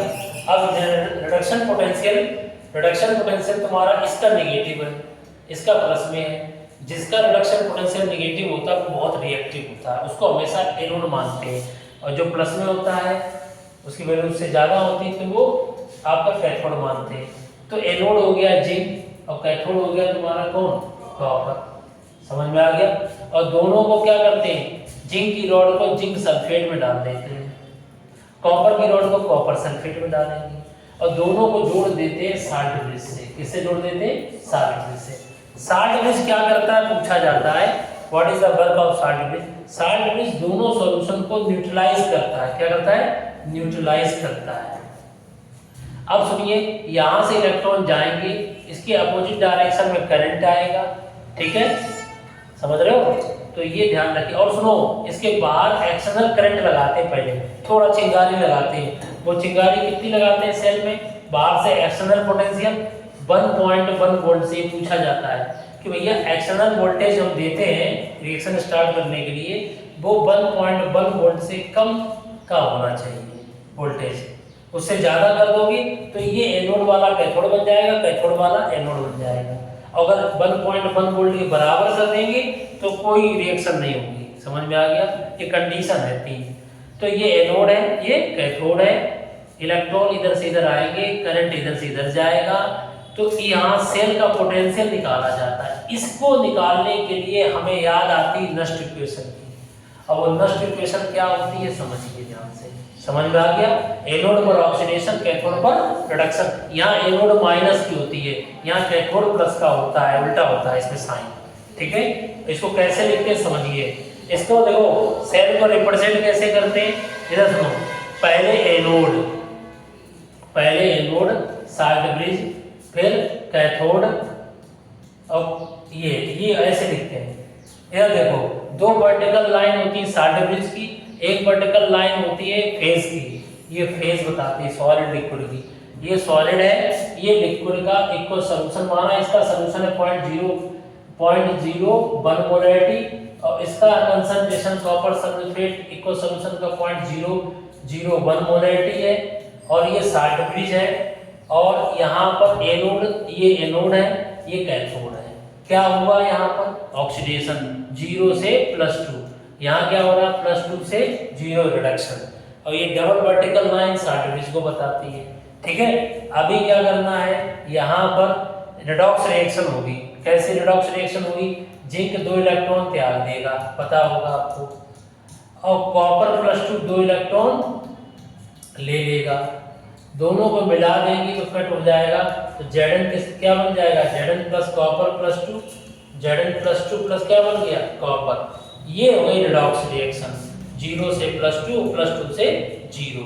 तो ये रिडॉक्स रिएक्शन लिखने के काम आएगी अभी। समझ में आ गया?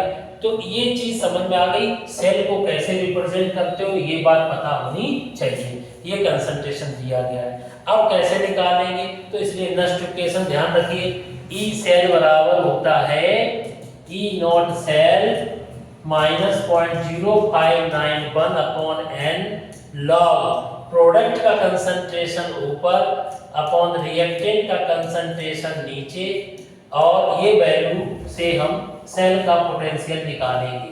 सेल का पोटेंशियल, अब सेल का पोटेंशियल निकालोगे तो ये ई नोट सेल कैसे निकल के आएगा? ई नोट सेल निकल के आएगा सर एनोड पर रिडक्शन पोटेंशियल प्लस कैथोड पर पोटेंशियल। अब बताओ एनोड पर क्या हुआ था?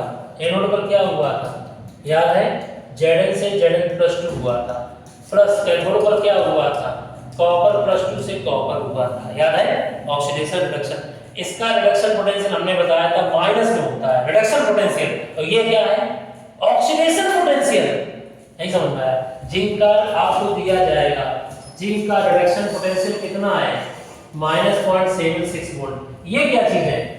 ये हमारा ऑक्सीडेशन पोटेंशियल है, तो ये माइनस जगह प्लस हो जाएगा, उल्टा ये हो गया, उल्टा हो गया।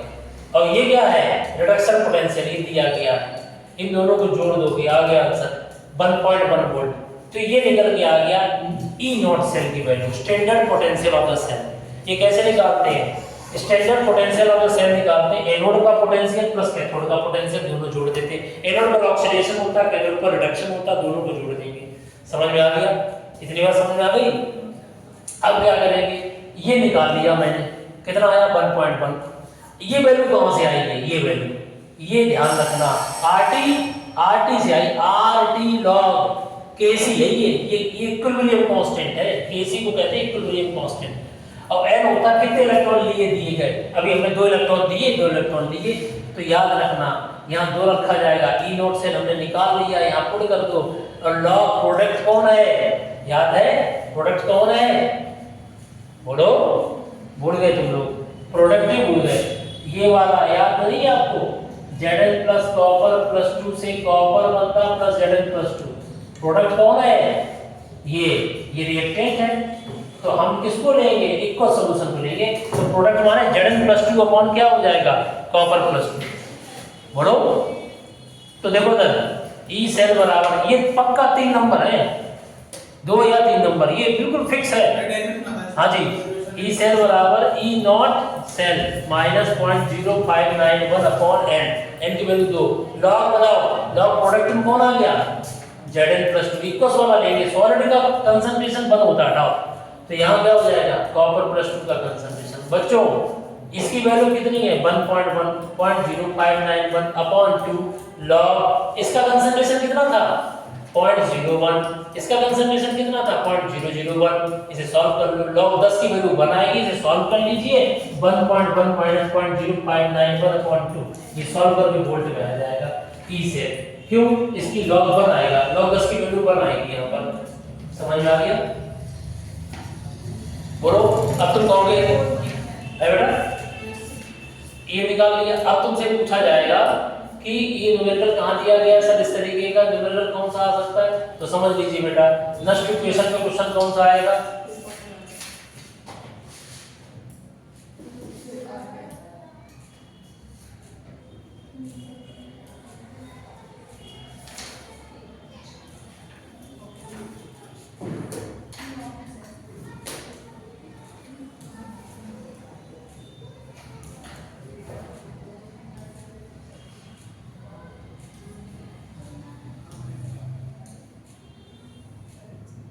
हाँ जी, देखो बेटा ये दिया गया क्वेश्चन, कैलकुलेट द, ये देखो, हाँ एक ही बताइए, बस जो बता रहे वही आएगा। ये देखो, तो वही पढ़ के जाएंगे फिर हम तो। हाँ हाँ, अब आपके पास समय कितना है? 2.5 ये क्वेश्चन हो गया। ये देखिए, calculate the EMF of the cell, ये लिखा बेटा, ये रिएक्शन कंसंट्रेशन दिया है और ये ई नोट सेल यहाँ तुम्हें दे दिया, ये निकालने की जरूरत नहीं है। हम लोग कैसे निकालते हैं इसको? ई एनोड प्लस ई कैथोड, याद है? यह डायरेक्ट दिया गया है। इस तरह के क्वेश्चन है, ये आ सकता है आपके एग्जाम में। ठीक है। अब जैसे ये क्वेश्चन दिया गया ये वाला, इसको कैसे निकालेंगे? तो इसके लिए तुम याद रखो डेल्टा जी नॉट बराबर minus N F E naught से। ये बहुत सरल क्वेश्चन है लेकिन बच्चे कर नहीं पाते हैं। देखना कितने इलेक्ट्रॉन दिए जा रहे हैं तो बच्चा बताएगा इस रिएक्शन में। 3 2 जा 6 और 2 2 जा 4, कितने का अंतर है इसमें? 2 का अंतर है। तो यहाँ पर एन की वैल्यू कितनी हो गई? 2। फैराडे कांस्टेंट की वैल्यू 96,500। और लो बेटा ई नॉट सेल की वैल्यू 0.236। लो निकल के आ गया आंसर। भाई देखो 100% तुम दावे से कह सकते हैं कि डेल्टा जी नॉट बराबर माइनस एन एफ पे क्वेश्चन आएगा। बहुत ही सरल है। गिब्स फ्री एनर्जी पूछी गई है, एन की वैल्यू दी गई है, एफ की वैल्यू दी गई है, ई नॉट सेल की वैल्यू दी गई है। रख दीजिए वैल्यू निकल के आ जाएगी। समझ में आ गया? इसे नोट कर लीजिएगा आप लोग।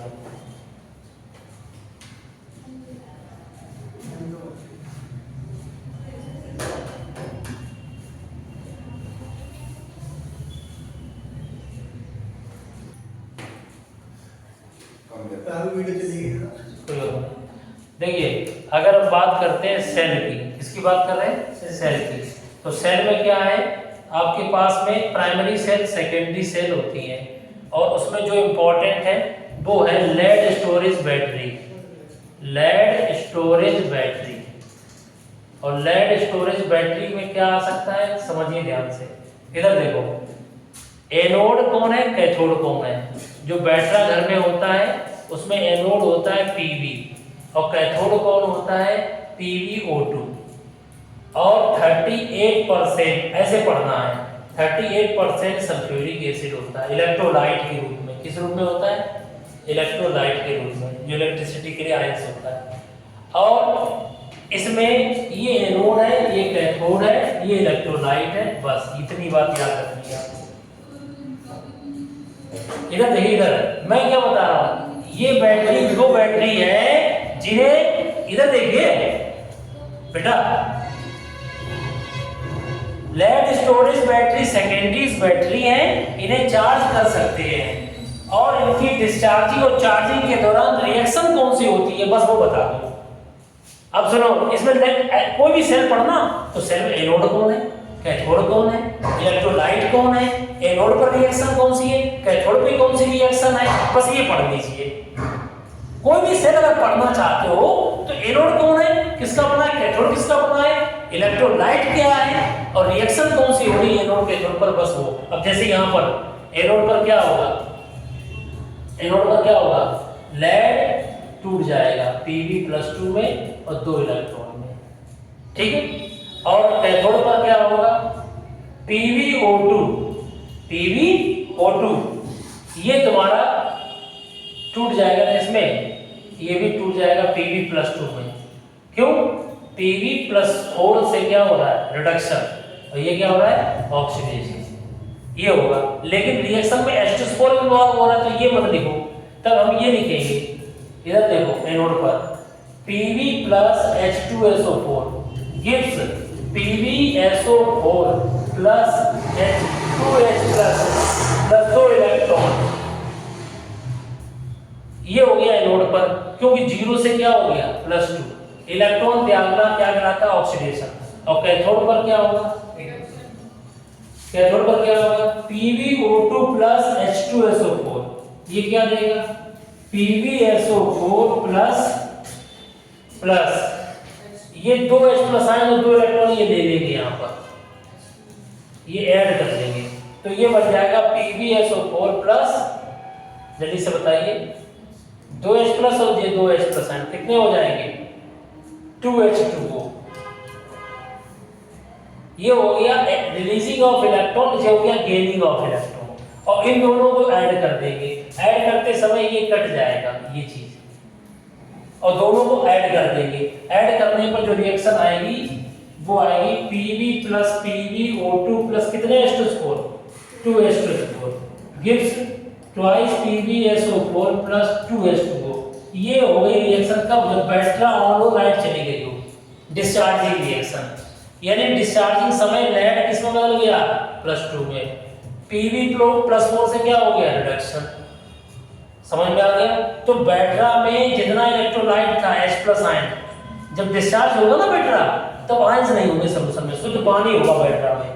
और जैसे ही लाइट आएगी तो इसका उल्टा कर दो, ये हो गई डिस्चार्जिंग के दौरान रिएक्शन, और अगर इसको पलट दो तो हो जाएगी चार्जिंग के दौरान रिएक्शन। भाई ठीक बताओ, बैटरा में ये आयंस होंगे तो इलेक्ट्रिसिटी कंडक्ट होगी, और जब ये आयंस पानी बदल जाएंगे, अब आयंस नहीं बचे, तब उल्टा करेंगे, तब हम करंट मानेंगे तो ये रिएक्शन इधर जाएगी। तो ये डिस्चार्जिंग और ये चार्जिंग। तो फ्यूल सेल भी पढ़ लीजिएगा, इंपॉर्टेंट है। बाकी तो आप समझ गए, इसमें जो भी चीजें हैं वो फिक्स है, ठीक है। और कोरोजन क्या होता है, rusting of iron is called corrosion. Rusting of iron क्या कहलाता है, कोरोजन। कोरोजन में क्या होता है, कुछ नहीं होता है, ह्यूमिड एटमॉस्फेयर लेते हैं। क्या लेते हैं, जब लोहे को मॉइस्चर, ये लो पढ़ते आ रहे हो, ह्यूमिड एयर, तब बन जाता है फेरिक ऑक्साइड इनटू XH2। ये भी एक रिडॉक्स रिएक्शन है। क्या है, अब कैसे रिडॉक्स रिएक्शन है वो समझने के लिए उसमें देख लीजिएगा। इसमें रिएक्शन में क्या होता है, ये पानी भरा हुआ है, इसमें CO2 गैस भरी हुई है, तो यहाँ बन जाएगा H2CO3 कार्बोनिक एसिड, जो इलेक्ट्रोलाइट का काम करेगा। ये मेटल की सरफेस है, ये एनोड का काम करेगी आयरन की। तो ये इस तरीके से इसमें रिएक्शन होती है। कोरोजन में ये बन जाता है Fe+2, 2 इलेक्ट्रॉन, और सुनिए H2O+ ऑक्सीजन गैस, और ये इलेक्ट्रॉन ले लिया जाए तो बन जाता है OH- आयन। ये कैथोड में रिएक्शन होती है, और इन दोनों को मिला देते हैं तब ये रिडॉक्स रिएक्शन बन जाती है, ठीक है। तो कुल मिला के इस तरीके से कोरोजन होता है। अब आप उसमें से देख लीजिएगा, फिर आगे चलते हैं केमिकल काइनेटिक्स में।